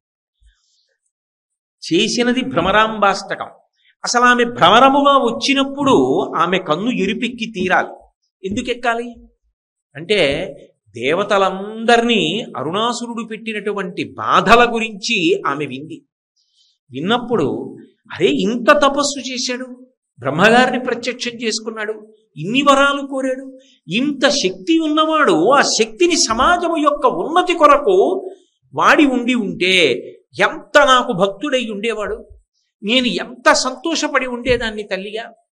వీడు ఇంత శక్తిని పొంది ఇంత గొప్ప స్థానాన్ని పొంది ఇంత వైభవాన్ని పొంది సమాజాన్ని పీడించడానికి దాన్ని ఉపయోగించాడు తప్ప వీడి ఆత్మోద్ధరణ కొరకు ఉపయోగించుకోలేదే, 10 మంది సంతోషం కొరకు వాడలేదే, ధర్మాన్ని నిలబెట్టడానికి దాన్ని వాడలేదే, పుణ్యకార్యాచరణ కొరకు ప్రయత్నించలేదే, త్యాగమన్న మాటే లేదే. ఇటువంటి వాడు ఒక్కడు శక్తివంతుడై ఇంతమందిని బాధ పెడుతున్నాడు. ఈ శక్తి ఎక్కడది? ఆమె ఇచ్చిన శక్తి. యాదేవీ సర్వభూతేషు నిద్రారూపేణ సంస్థిత, లజ్జారూపేణ సంస్థిత, శక్తి రూపేణ సంస్థిత, క్షుధారూపేణ సంస్థిత, నమస్తస్యై నమస్తస్యై నమస్తస్యై నమో నమః. ఎక్కడ ఏ శక్తి ఉన్నా అది ఆ తల్లి యొక్క అనుగ్రహ విశేషం. అయినప్పుడు ఇన్ని శక్తులు నేను వాడికి ఇస్తే, నా వలన ఇన్ని శక్తులు పొందినవాడు ప్రసాద బుద్ధి పొంది సమాజోద్ధరణకు, సమాజానికి ఉపకారం చెయ్యడానికి దాన్ని వాడకుండా స్వార్థం కోసం వాడుతున్నాడే, ఒక్కడి వలన ఇంతమంది బాధపడుతున్నారే. ఆమె కన్నులు ఎరిపెక్కి ఎక్కడ వాడు తుదముట్టించి వీళ్ళని కాపాడవలసిందే. లేనినాడు నాకు ధర్మిణి ధర్మవర్ధిని అన్న నామాలు ఎలా అన్వయం అవుతాయి? కాబట్టి నేనిప్పుడు రూపాన్ని మార్చుకోవలసి వస్తోంది. 9 రూపాన్ని పొంది వెళ్ళి అరుణాసుర భంజనం చెయ్యాలి. ఈ బాధ ఆమెకి కలిగినప్పుడు, ఈ ఆక్రోశం కలిగినప్పుడు ఆమె కన్నులు ఎరిపెక్కాయి. ఆమె కన్నులు ఎరిపెక్కాయి అంటే ఒక్కడి మీద ఎంతమందిని అనుగ్రహిస్తోంది. ఇంతమంది విషయంలో ఆమె కన్నులు నలిపాయి, ఒక్కడి విషయంలో ఎర్రగా ఉన్నాయి అంటే అందరి విషయంలోనూ ఎర్రగా ఉన్నాయి అని అర్థం చేసుకోకూడదు. ధర్మం తప్పిన వాడి విషయంలో ఎర్రగా ఉన్నాయి. ధర్మాన్ని పట్టుకున్నా, భక్తిని పట్టుకున్నా, భగవతి చెప్పిన మార్గంలో మనం ప్రయాణించాలనేటటువంటి ఆర్తిని పొంది ఉన్న వాళ్ళ విషయంలో ఆమె కన్నులు నల్లగానే ఉంటాయి తప్ప ఎరుపెక్కే అవకాశం ఉండదు సుమా. అందుకే అసలు ఆ అవతారం వచ్చినటువంటి ఉద్దేశ్యాన్ని దృష్టిలో పెట్టుకొని ఆమె కన్నులు ఎరుపు ఎక్కలేదు అని చెప్పడం సాధ్యం కాదు. కాబట్టి ఆమె ధర్మాన్ని నిలబెడుతుంది అని చెప్పడం కోసం ప్రారంభం చేస్తూనే చాంచల్య రుణలోచనాం, ఎర్రని కన్నులు కదుపుతూ ఉంది. మరి యుద్ధానికి బయలుదేరి వెడుతున్నటువంటి తల్లి, ఆక్రోశంతో ఉన్న తల్లి, అరుణ సంహారం చెయ్యవలసినటువంటి తల్లి, ఆమె కన్నులు ఎరిపెక్కి కన్నులు కదులుతూ ఉండవు. మరి యుద్ధానికి వెడుతున్నప్పుడు ఏకాగ్ర దృష్టితో ఆమె ఏదో ఒక విషయాన్ని ఆలోచిస్తున్నది కాదు, యుద్ధానికి వెడుతోంది. అంటే లోకమునకు రక్ష చేస్తోంది, లోకాన్ని కాపాడుతోంది. అంటే భ్రమరాంబా స్వరూపం యొక్క మొట్టమొదటి మాట ఎత్తగానే శంకరాచార్యుల వారి యొక్క ప్రతిపాదన ఏమి అంటే, ఆమె లోకమును రక్షించగలిగిన తల్లి. నీ అంత నువ్వు మంచి పనులు చెయ్యడం మొదలుపెట్టి ఆవిడ దగ్గరికి వెళ్ళినా నీ ఎందు మంచి పనులు చెయ్యగలిగిన శక్తిని పెంచుతుంది. మంచి పనులు నేను చెయ్యలేకపోతున్నాను, నా శక్తిని దుర్వినియోగం చేసుకుంటున్నానన్న ఆక్రోశంతో శరణాగతి చేసి ఆమెకి చెప్పుకోవడానికి వెళ్ళినా సంతోషించి నిన్ను మారుస్తుంది. మనిషి మారక తప్పు మార్గంలో ప్రయాణం చేస్తూ ఇదే మంచి మార్గం అనుకుని చాలా మందిని బాధ పెడతానన్న వారి విషయంలో మాత్రమే ఆమె కన్ను ఎరిపెక్కుతుంది. అది ఆమె యొక్క తత్వం. అందుకే మనకి దుర్గా సప్తశతిలో చండీ హోమం చేస్తున్నప్పుడు కొన్ని మాటలు అంటారు. ఆ తల్లి ఏమి ఇవ్వాలి మనకి అంటే, రూపం దేహి, యశో దేహి, జయం దేహి, దిశో జహి అంటారు. అమ్మ మాకు రూపాన్ని రూపాన్ని అంటే ఏమిటి? దానికి అర్థం ఏమిటి ఇవ్వాలి? రూపం అంటే మనిషి పుట్టినప్పుడు ఏ రూపంతో ఉంటాడో చిట్ట చివరి వరకు అంతే. కొత్త రూపాలు వస్తాయేంటి? అలా రావు. మరి ఇంకా రూపం దేహి అంటే భక్తికి ఒక్కదానికే ఒక గొప్పతనం ఉంటుంది. భక్తి భగవంతుని యందు బాగా స్థిరమైనప్పుడు భగవంతుని యందు ఏ లక్షణములు ఉన్నాయో భక్తుడికి కూడా అవే లక్షణములు వస్తాయి. మీకు ఒక ఉదాహరణ చెప్పాలి అంటే, నేను ఒక బీరగింజ తీసుకెళ్ళి పాతాను అనుకోండి, అది మొట్టమొదట గింజ బద్దలై అంకురం వస్తుంది. అప్పుడు నేను బీర విత్తనం పెట్టినవాడిని కాబట్టి గుర్తుపడతాను, ఇది బీరపాదు అంటాను. కొత్తవాడిని తీసుకొచ్చి ఇదే పాదు అని అడిగాను అనుకోండి, ఆయన చెప్పలేడు. ఎలా తెలుస్తుంది? అది ఆకు మొట్టమొదట చూసినప్పుడు కొద్దిగా ఇలా కోలగా గుండ్రంగా ఉంటుంది. ఇది ఏ ఆకంటే చెప్పడం కుదరదు. ఓ 4 రోజులు పోయిన తర్వాత అది బీర ఆకు యొక్క రూపాన్ని పొందుతుంది. ఎందుకని? అది బీర విత్తనంలోంచి వచ్చింది. కాబట్టి బీరాకు యొక్క రూపాన్ని పొందుతుంది. బీరపాదు ఎలా వెడుతుందో అలా వెడుతుంది. కాయ కాసినప్పుడు బీరకాయలే కాస్తుంది. బీర విత్తనంలోంచి వచ్చినది క్రమక్రమంగా బీరపాదై బీరకాయలే ఇచ్చినట్టు భక్తి ఏం చేస్తుందో తెలుసా? భగవంతుడి యొక్క రూపమేదో ఆ రూపమే భక్తుడికి వచ్చి తీరాలి, లేకపోతే ఆ భక్తికి అర్థం లేదు. మనసు చాలా కష్టంలో ఉందనుకోండి, ఉద్వేగంలో ఉంది, బాధలో ఉంది, దేవాలయానికి ఎడతారు. ఎందుకు ఎడతారు? భగవంతుని మ్రోల నిలబడి ఆయన వంక చూసి కందుల నీళ్లు కారుస్తూ ఆయనకి తన కష్టాన్ని చెప్పుకుంటారు. ఆర్తో జిజ్ఞాసురర్థార్థి జ్ఞానీ చ భరతర్షభ, నేనేవో తప్పులు చేసి ఉండొచ్చు, కానీ ఇంత పెద్ద శిక్ష వెయ్యకు, నన్ను ఈ ఆపద నుంచి గట్టెక్కించు అని 2 చేతులు చాపి ప్రార్థన చేస్తారు. నేను అక్కడికి వెళ్ళాను, అమ్మకి చెప్పుకున్నాను, పొట్టు పెట్టుకున్నాను, వచ్చాను, అమ్మ నన్ను కాపాడుతుంది. ఒక పూనిక పొందుతారు. భగవంతుడి దగ్గరికి వెళ్ళినటువంటి వాడికి, ఒక దేవాలయానికి వెళ్ళిన వాడికి, భగవన్మూర్తిని చూసిన వాడికి మనసులో శాంతి కలుగుతుంది. భగవంతుణ్ణి పట్టుకుని తాదాత్మ్యత చెందేటటువంటి భక్తుల్ని దర్శనం చేసినప్పుడు అదే శాంతి కలుగుతుంది. మీరందుకే చూడండి, భగవదుపాసన చేసేటటువంటి వారు భగవంతుని యొక్క గొప్ప నిరతిశయ భక్తిని పొందినటువంటి వారి ఇంటికి వెళ్ళినప్పుడు మీకు తెలియకుండా అక్కడ ఎక్కువసేపు కూర్చుంటారు. అక్కడ కూర్చున్నప్పుడు మనసు ఏదో గొప్ప శాంతిగా ఉందండి అంటారు. అది ఎందుకు వస్తుందో తెలుసా? బీరగింజలోంచి బీరపాదు వచ్చినప్పుడు భగవంతుని యొక్క గుణములే భక్తుడికి వస్తాయి. అవే లక్షణములను పుచ్చుకుంటాడు. రామోపాసన చేసినవాడు రాముని యొక్క గుణములను పొందుతాడు. భగవతి ఉపాసన చేసినవాడు భగవతి యొక్క గుణములను పొందుతాడు. అలా పొందకపోతే ఎప్పటికీ భగవంతుడు భక్తుడు అలాగే ఉండిపోతే దానికి అర్థం లేదు. భగవంతుడు ఎంత క్షమాగుణం కలిగి ఉంటాడో భక్తుడు అంత ఓర్పు పొంది ఉంటాడు.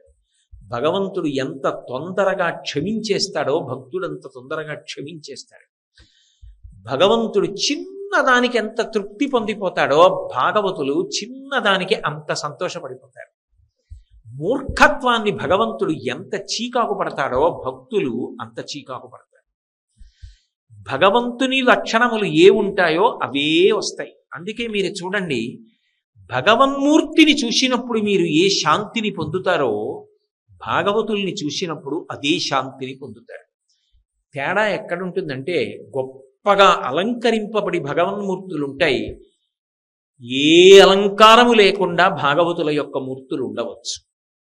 కంచి కామకోటి పీఠం అధివసించినటువంటి మహాపురుషులు, పీఠాధిపత్యం చేసినటువంటి మహాత్ములు, ప్రాతస్మరణీయులు చంద్రశేఖరేంద్ర సరస్వతి మహాస్వామి వారి యొక్క మూర్తిని చూస్తే కాళ్ళు కర్రపుల్లల్లా ఉంటాయి. ఏదో 6-7 ఏళ్ల పిల్లాడి చిప్పలు ఎలా ఉంటాయో అలా ఉండి ముడతలు పడిపోయి ఉంటాయి. అంటే ఉరప్పంజలో ఉన్న ఎముకలన్నీ లెక్క పెట్టచ్చు. ఉరప్పంజరం అలా పైకి తేలిపోయి ఉంటుంది. నుదుటి మీద విభూతి రేఖలు దట్టంగా పెట్టేసుకుని, ఇంత బొట్టు పెట్టుకుని, సత్యదండం పెట్టుకుని, తల మీద గుడ్డ జారిపోతూ, నడుమించి బట్ట జారిపోతూ నడిచి వెళ్ళిపోతూ ఉంటారు. కానీ మీ ఇంట్లో మీరు ఆ చిత్తరువుని పెట్టుకోండి, మీకు ఏదైనా మనసులో క్లేశం కలిగినప్పుడు ఒక్కసారి ఆ మూర్తి వంక చూడండి, ఎంత శాంతిని పొందుతారో. ఆయన ఉండగా మనకేం లోటు? మన స్వామి మనకి లేరా? మన ఆయన కాపాడరా అని ఒక గొప్ప సంతోషం, ఒక గొప్ప ఆనందం, ఊరట. భగవంతుని దగ్గర ఏ ఊరట లభిస్తుందో భక్తుడి దగ్గర ఆ ఊరట లభిస్తుంది. రూపం దేహి, అలా నేను తయారు కావాలి. రూపం దేహి అంటే ఎవరు చూసినా అబ్బాయి ఎంత బాగున్నాడో అనాలను కాదు దాని ఉద్దేశ్యం. రూపం దేహి అంటే నేను నిన్ను ఉపాసన చేసి నిన్ను చూసిన వాళ్ళు ఏ శాంతి పొందుతారో నన్ను చూసిన వాళ్ళు ఆ శాంతి పొందేటట్టుగా తయారు కావాలి. రూపం దేహి, జయం దేహి. అమ్మా నాకు జయాన్ని కటాక్షించు. ఏ జయం? ఆంతర శత్రువుల మీద జయాన్ని. నేను మంచి సంకల్పములు కలగాలి, మంచి కార్యాలు మొదలుపెట్టినప్పుడు ప్రతిబంధకం లేకుండా ఆ కార్యక్రమాలు పూర్తి కావాలి. అంతేగాని ఓ 10 మంది పేర్లు రాసుకుని వాళ్ళందరి మీద శత్రుత్వం పెట్టుకుని వాళ్ళందరినీ జయించాలని అర్థం లేని ఆక్రోశాలు పెంచుకోమని కాదు దాని ఉద్దేశ్యం. జయందేహి అంటే ఆంతరశత్రువులను గెలవాలి, మంచి సంకల్పములతో మంచి కార్యక్రమములు చెయ్యాలి. జయం ఎక్కడా దానికి అంటే మంచి సంకల్పం కలగాలి అంటే మీరు మంచి విషయాల్ని పరిశీలించాలి. ఒక మంచి క్రతువు చెయ్యాలి అని అనుకున్నారనుకోండి, అసలు ఆ మంచి క్రతువు ఏమిటి, ఎలా చేయాలి అంటే దానికి 10 పుస్తకాలు చదవాలా? చదవాలంటే దాని మీద అనురక్తి ఉండాలా? అనురక్తితో మీరు దాన్ని చదవాలన్న ఉత్సాహం కలిగితే, చదివితే, లోపలికి వెళితే, ఒక కార్యక్రమాన్ని రూపకల్పన చేసుకుంటే ఆ కార్యక్రమం జరిగేటప్పుడు ఈశ్వరి అనుగ్రహం మనకు ఉండాలి. ఆ ఈశ్వరి అనుగ్రహం ఉందనుకోండి జరుగుతాయి అప్పుడు. అందుకే కచ్చిదాశాస్తి దేవానాం ప్రసాదం పార్థివాత్మజ కచ్చిత్ పురుషకారంచ దైవంచ ప్రతిపద్యతే అంటారు రామాయణంలో. పురుష ప్రయత్నానికి ఈశ్వరుని యొక్క అనుగ్రహం తోడు కావాలి. నీ అనుగ్రహం తోడు కావాలి. నేను చేసిన సత్సంకల్పములు కార్యరూపములు పొందాలి. అమ్మయ్యా, ఒక మంచి కార్యక్రమాన్ని నేను చెయ్యగలిగాను అన్న తృప్తి నాకు మిలగాలి. ఆ మిగిలేటట్టుగా నాకు జయాన్ని కటాక్షించు. అక్కర్లేని అర్థం లేని విషయాల మీదకి నా దృష్టి వెళ్ళిపోకుండా నన్ను కాపాడు. మంచి విషయములు లోపలికి పుచ్చుకోవాలి, మంచి ఆలోచనలు రావాలి, అవి మంచి కార్యక్రమాలకి సంకల్పములు కావాలి. ఆ కార్యక్రమములు నిర్విఘ్నముగా జరగాలి. దాని వలన నాకు మంచి కీర్తి రావాలి. ఏ కీర్తి? వేద ప్రతిపాదితమైనటువంటి ధార్మికమైన కార్యములను నిస్వార్థంగా చేయడం వలన నీ యొక్క అనుగ్రహము చేత కలిగినటువంటి నిశ్చలమైన మనస్సుని, చిత్తశుద్ధిని, పాత్రతను చేసుకుని నువ్వు అనుగ్రహించిన జ్ఞానము వలన ఇక నేను మళ్లీ పుట్టవలసిన అవసరం లేని పునరావృత్తి రహిత శాశ్వత శివ సాయుజ్య స్థితిని పొందగలిగినటువంటి స్థితిని అందుకున్నానన్న కీర్తి నాకు కలగాలి. అది యశోదేహి. ద్విషోజహి, దీనికి అడ్డొచ్చి శత్రువుల్ని పరిమాణించు. అంతేగాని ఎవరో 4 పేర్లు నేను రాసుకుని వాళ్ళంతా ఎదగలేకపోయానో, లేకపోతే వాళ్ళ మీద ఏదో అక్కసో పెట్టుకుని వాళ్ళని ఎలా మనం పాడి చేసేద్దామని వాడిని శత్రువుల పేర్లలో వాడి పేరు రాసేసుకుని వాడిని పాడు చేయడానికి చండీ హోమం చేశాననకూడదు. నేను మంచి పనులు చేసేటప్పుడు చెడు సంకల్పములు రాకుండా నన్ను కాపాడు. దిశో జహి, అటువంటి జయాన్ని నాకు కృపచే. నా ఆంతరశత్రువులైనటువంటి కామక్రోధ లోభ మదమోహ మాత్సర్యములను గెలవగలిగినటువంటి శక్తి నాకు కటాక్షించు. ఇది అనుగ్రహించడంలో ఆ తల్లి మనం తప్పులు చేసిన వారమైనా అమ్మ మారాలనుకుంటున్నాను అంటే మారడానికి అవకాశం ఇవ్వడానికి ఆవిడ సిద్ధంగా ఉంది. అది చండీ హోమం అంటే ఆవిడ ఇస్తుంది, అనుగ్రహం ఇస్తుంది. నేను మారనని భీష్మించు కూర్చుని నేనున్నదే మంచి మార్గం అనుకుంటే కన్ను ఎరిపెక్కుతుంది. అంతకన్నా మార్గం లేదు. ఇప్పుడు కూడా నేను నీ యందు దయయే వర్షించాలి. ఏమిటా దయావర్షం? నిన్ను నాలో చంపి కలుపుకోవాలి. అందుకని సంహారం చేయవలసి వస్తుంది. అరుణాసుర సంహారమునందు 9గా వచ్చినప్పుడు అందుకు ఆమె కన్నీరిపెక్కింది. అంటే ఎంత దయ కలిగిన తల్లు. అందుకే ఆ తల్లి నిరంతరము అనుగ్రహాన్ని వర్షిస్తూ ఉంటుంది. అందుకే ఆమె నామములన్నీ కూడా అటువంటి అనుగ్రహ వర్ష సంకేతములై ఉంటాయి. అవి గౌడములు. అంతేకాని ఆ నామములు కేవలముగా ఏదో తల్లిదండ్రులు పెట్టిన పేర్ల లాంటివి కావు. దుర్గా ఈ నామం ఉందనుకోండి, పరమోత్కృష్టమైన పేరు. దుర్గా దుర్గా దుర్గా, ఎక్కడైనా దుర్గా అన్న పేరున్న వాళ్ళు కనపడ్డారనుకోండి, మీకు పనున్నా లేకపోయినా ఒకసారి పలకరించాలి. ఏం దుర్గమ్మ అనాలి. ఎందుకనంటే ఆ నామాన్ని ఉచ్చరించడం అంత గొప్పదని చెప్తారు. దుర్గా అంటే పేరు కాదు. దకార ఉకార రకార గకార అకారములు 5 కలిస్తే దుర్గా. ద అంటే దైత్యులను పోగొట్టగలిగిన శక్తి, మనలోనే ఉన్న రాక్షసులను తరిమి కొట్టగలిగిన శక్తి అమ్మవారి అనుగ్రహ శక్తి. మంచి పనులు చెయ్యాలనుకున్నప్పుడు అడ్డు వచ్చేటటువంటి ప్రతిబంధకములను తొలగించగలిగినటువంటి శక్తి.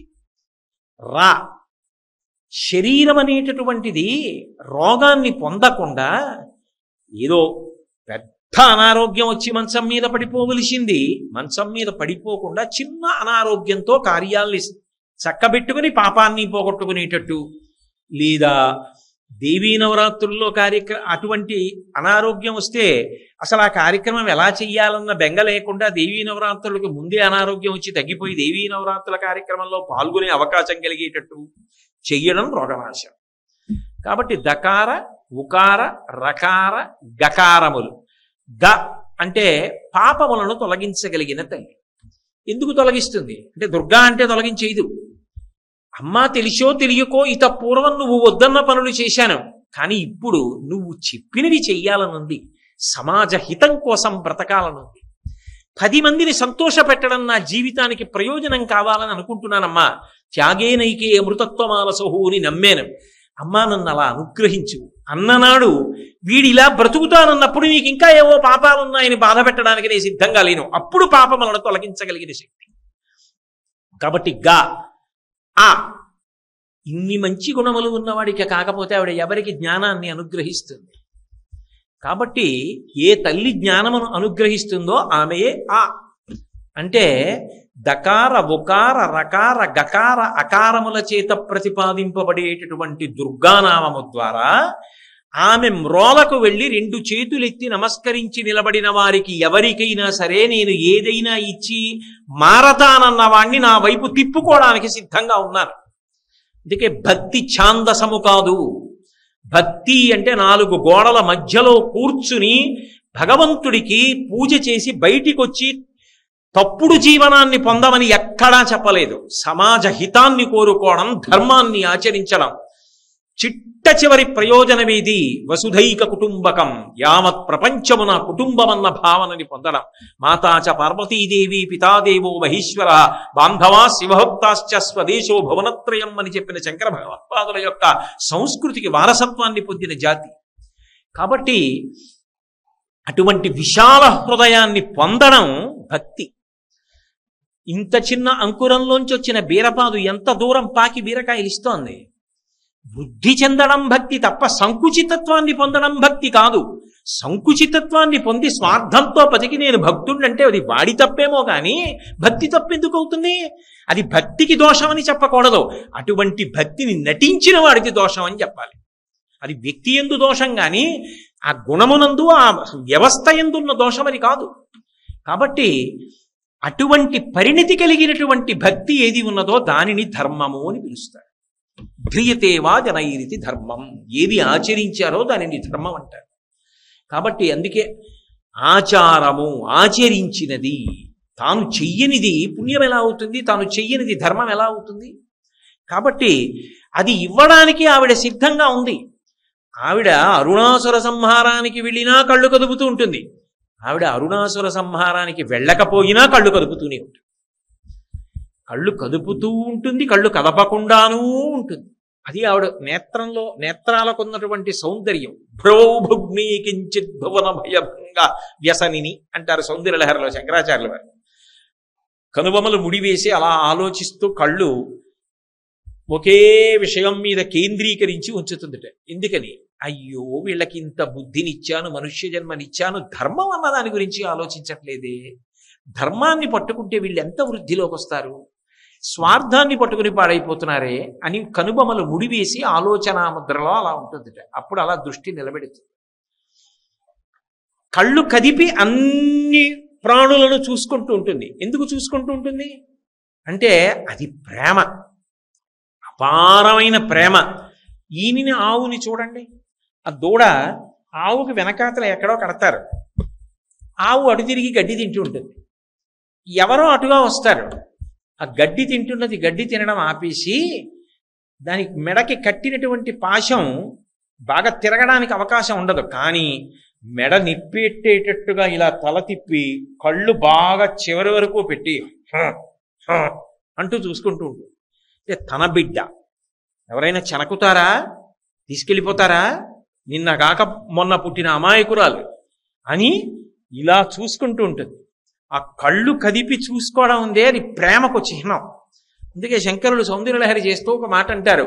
దృశాద్రాఘీయస్యాదరదలిత నీలోత్పల రుచ దవీయాంసం దీనం స్నపయ కృపయా మమపి శివే అనీనాయం ధన్యో భవతి నచతే హానిరియత వనేవా హర్మ్యేవా సమకర నిపాతో హిమకర అంటారు.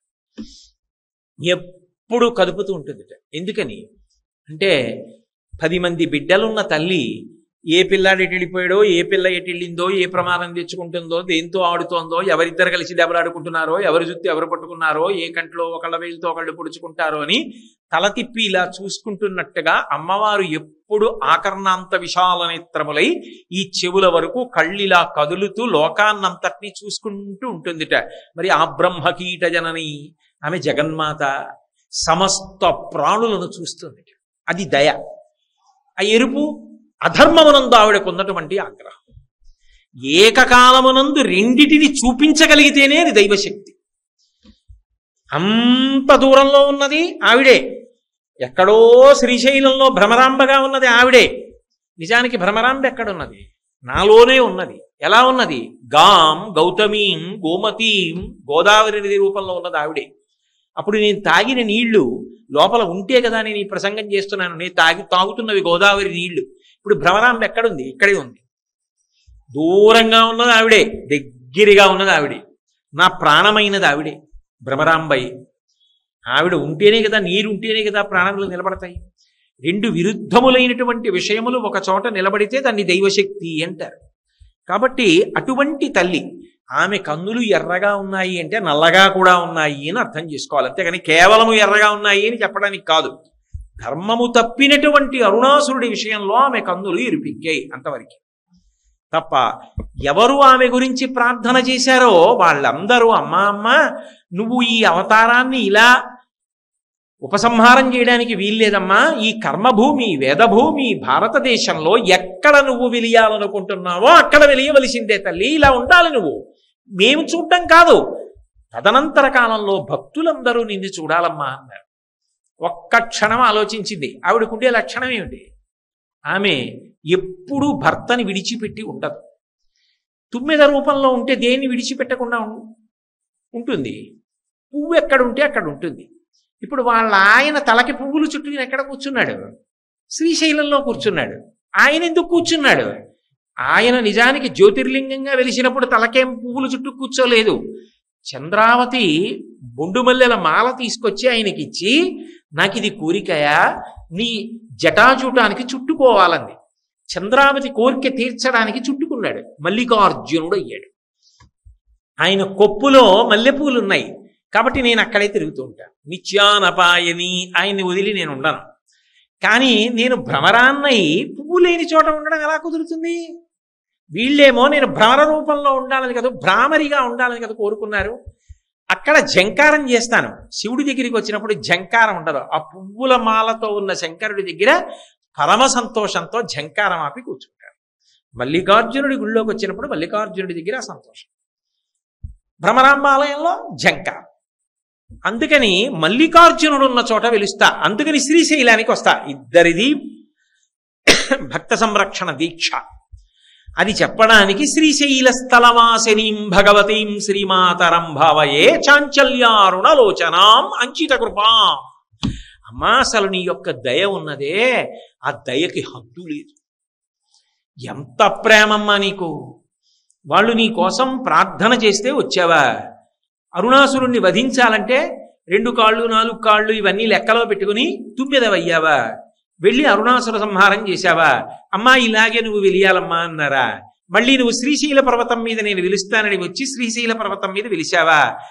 వెలిసి మమ్మల్ని అందరినీ ఇలా అనుగ్రహిస్తున్నావా? తల్లి, నీ దయకి అంతుందా? ఒక్కసారి నిన్ను స్మరించినంత మాత్రం చేత మాలో ఉన్నటువంటి అవగుణములను తొలగించి మమ్మల్ని నీ పాదముల వైపు లాక్కుని మా జన్మకి ప్రయోజనాన్ని కల్పిస్తున్నావా? ఇంతటి దయ కలిగిన తల్లివా? అసలు అమ్మవారి యొక్క ఏ కార్యమునందైనా దయ అన్నది లేకుండా ఉండదు. దేవతలకి కనపడినా దయే, భ్రమరాంబగా ఉన్నా దయే, శ్రీశైలానికి వచ్చినా దయే. అన్నిటినీ విశేషించి రాక్షస సంహారం చేసిన దయతోటి. ఎందుకని? ఆమె చేతిలో సంహరింపబడ్డాడు, ఆమె యందు ఐక్యమయ్యాడు. ఇంకింతకన్నా నేనేం చెయ్యాలరా? నిన్ను ఉంచి ఉపకారం లేదు కాబట్టి తీసేయాలి. నేను తీసేసి వదిలేయడం కాదు, నాలో కలుపుకుంటా. ఏ భావనలు పొందిన వాడివైనా, ఏ అధర్మాన్ని పట్టుకున్న వాడివైనా నా చేతిలో మరణించావు కాబట్టి నాలో ఐక్యమవుతున్నావు. అంటే ఆ తల్లి చేసినటువంటి ఏ కార్యమునందైనా దయ వినా ఇంకొకటి ఉండదు. అలా ఉండేది లోకంలో ఎవరు? అమ్మ. అమ్మ అంటే రాశీభూతమైన దయ ఈ ప్రపంచం మొత్తం మీద. అసలు దయ అన్న 2 అక్షరాల్ని తీసుకొచ్చి ప్రాణం పోస్తే అదే కన్న తల్లి. కానీ కన్న తల్లికి ఒక పరిమితి ఉంటుంది. ఆమె నన్ను కన్న తల్లి కనుక నా మీద అంత ప్రేమ ఉండొచ్చు, నా పక్కవాడి మీద ఉండాలని నియమం ఏం లేదు. కానీ ఈమె నా జన్మనిచ్చిన తల్లి, ఆ తల్లి జగత్తులకు తల్లి, లోకమాత, జగజ్జనని. ఆమె ప్రేమ అన్ని ప్రాణుల మీద అలాగే ఉంటుంది. అయినప్పుడు ఆమె కృప విస్తారమైన కృప కదూ. ఎంత దయ కలిగిన తల్లివమ్మా! నీ దయని కొలవడం ఎవరికి సాధ్యమమ్మా? ఏవి ప్రేమైకమూర్తివమ్మా! ఈ భావనతో నిజంగా భ్రమరాంబ దేవాలయంలో నిలబడిన నాడు, ఆ తల్లి వంక చూస్తున్న నాడు కన్నుల వెంట ఆనంద భాష్పాలు పడవు. అమ్మా, ఇంతకాలానికా వచ్చి నిన్ను చూస్తున్నాను బిడ్డని, ఇంతకాలం నుంచి నన్ను నువ్వు గోదావరి నీరై పెంచి పోషించి కాపాడావా, గోమాతవై కాపాడావా, కానీ ఇన్నాళ్ళకు వచ్చానా అమ్మా నిన్ను చూడ్డానికి అని ఎంత ఆనందం కలుగుతుంది. అందుకే చాంచల్య రుణలోచనాంచిత కృపాం చంద్రార్ధ చూడామణిం. శంకరాచార్యుల వారి వాంగ్మయం అంటే అదొక అద్భుతమైనటువంటి స్వరూపం. మనందరికీ తల్లి, మనందరికీ తల్లి అనగానే ఆమె ఎవరు? మన నాన్నగారి భార్య, మా అమ్మగారు అన్నాను అనుకోండి, ఆమె ఎవరు? మా నాన్నగారి భార్య. మా నాన్నగారు ఆమె వంక అనురాగంతో చూస్తారు, ఆమె నా వంక వాత్సల్యంతో చూస్తుంది. నేను మా అమ్మని పరమ ప్రేమతో మా అమ్మ అన్న భావనతో చూస్తాను. ఆమె తన శృంగార భావనలన్నీ పరమశివుని ఎందుంచుకుంటుంది, పరమశివుని శృంగార భావనలన్నీ ఆమె ఎందుంటాయి. కాబట్టి వాళ్ళిద్దరూ నా తల్లిదండ్రులు, వాళ్ళిద్దరూ దంపతులు. కానీ నేను ఆమె బిడ్డని.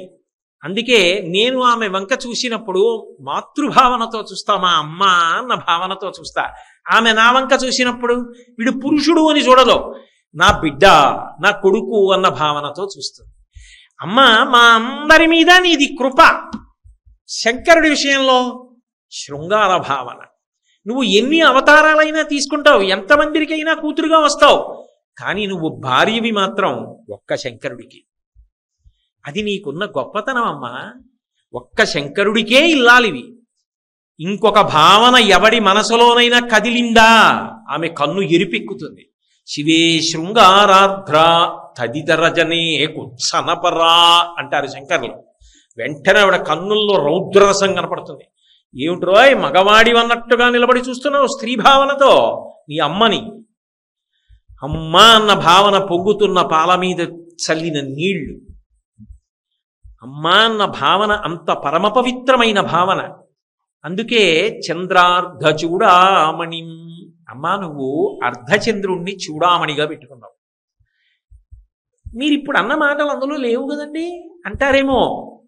పూర్ణచంద్రబింబాన్ని మధ్యలోకి ఇలా గీత గీసి సగం చేశారనుకోండి, ఏదో పుచ్చకాయని కోసినట్టు గీత గీసి సగం చేశారనుకోండి, ఈ కిందనున్న భాగం ఉంటుందే అది తదియనాటి చంద్రరేఖగా తగ్గిపోతే కిరీటంలోకి వస్తుంది. పైన ఉన్న భాగం ఉంటుందే అది చూడామణిగా నుదుటి మీదకి వస్తుంది. మీకు తేలిగ్గా పట్టుకోవడానికి మార్గంగా నేను చూడామణిగా వస్తుంది. చూడామణికి శిరోరత్నము అని పేరు. చూడామణి ఎవరి ప్రీతి కొరకు పెట్టుకుంటారు అంటే భర్తృప్రీతి కొరకు పెట్టుకుంటారు. అందుకే భర్త పక్కన లేకపోతే చూడామణి తీసేస్తూ ఉంటారు. శ్రీరామాయణంలో భర్త పక్కన లేడు కాబట్టి సీతమ్మ చూడామణిని తీసేసి మూటకట్టి శిశుపా వృక్షానికి తగిలించింది అని కదూ. కాళికాపురాణంలో ఆభరణముల గురించి మాట్లాడతారు. అందులో పరమ పవిత్రమైన ఆభరణం భర్త మీద ప్రీతికి సూచన. ఆయన చూసి సంతోషించాలి ఆ అందాన్ని, తప్ప బిడ్డల సంతోషం ఎప్పుడూ అమ్మగాని. అందుకనమ్మా చంద్రార్ధ చూడామణి. మేమందరం అయితే చూడామణి పెట్టుకుంటాం. చూడామణి పెట్టుకుని భర్త పట్ల ఉన్నటువంటి ప్రీతిని ఆవిష్కరిస్తాం. అమ్మవారు మా నాన్నగారు ఉన్నారే పరమశివుడు, మా నాన్నగారు మన నాన్నగారు, మన నాన్నగారు అయినటువంటి పరమశివుడి పట్ల మన అమ్మ అయినటువంటి భ్రమరాంబ ప్రీతిని ఆవిష్కరించడానికి మనలా ఆమె కూడా లౌకికమైన చూడామణిని పెట్టుకుంటే ఎలా? అందుకని ఆవిడ లౌకికమైన చూడామణిని పెట్టుకోదుట. పెట్టుకోకుండా అర్ధచంద్రబింబాన్ని అంటే పూర్ణచంద్రుడిలో పైన ఉన్నటువంటి సగం ముక్కని చూడామణిగా తగుల్చుకుందనుకోండి, అసలే చల్లని తల్లి. ఆ పైన ఆమె యొక్క లలాటము ఒక చంద్రవంకలా ఉంటుంది. ఎందుకని లలాటం లావణ్యద్యుతి విమలమా భాతి తవయత్తని కదా శంకరులు సౌందర్యలహరిలో. అష్టమి నాటి చంద్రరేఖ ఎలా ఉంటుందో అలా ఉంటుంది. చల్లటి తల్లి కాబట్టి కాంతులతో ఉంటుంది ఆమె నుదురు. దాని మీద మళ్ళీ అర్ధచంద్రుడి వంటి చూడామణి. ఇప్పుడు అసలు ఆవిడ ముఖం చూడగానే ఎంత చల్లని తల్లి. ఒక్క చంద్రుడిని చూస్తేనే హిమకరహ, శంకరాచార్యుల వారికి చాలా ఇష్టమైన పేరు ఇది చంద్రుడి విషయంలో. చల్లని వాడు, అందరూ ఆయన వంక చూసి పొంగిపోతారు. ఎంత తాపాన్ని పొందినవాడైనా రాత్రి అయ్యేటప్పటికీ చంద్రబింబం వంక చూశాడనుకోండి అబ్బా అని ఆనందపడిపోతాడు. చంద్రబింబం వంక చూశాడనుకోండి ఎవడికైనా మనసు ఆనందాన్ని పొందుతుంది. అమ్మ వంక చూసినప్పుడు అమ్మ అందంతో సంబంధం ఉండదు. అమ్మ అందం ఏమిటి? అమ్మే అందం లోకంలో. అందుకే సౌందర్య లహరి.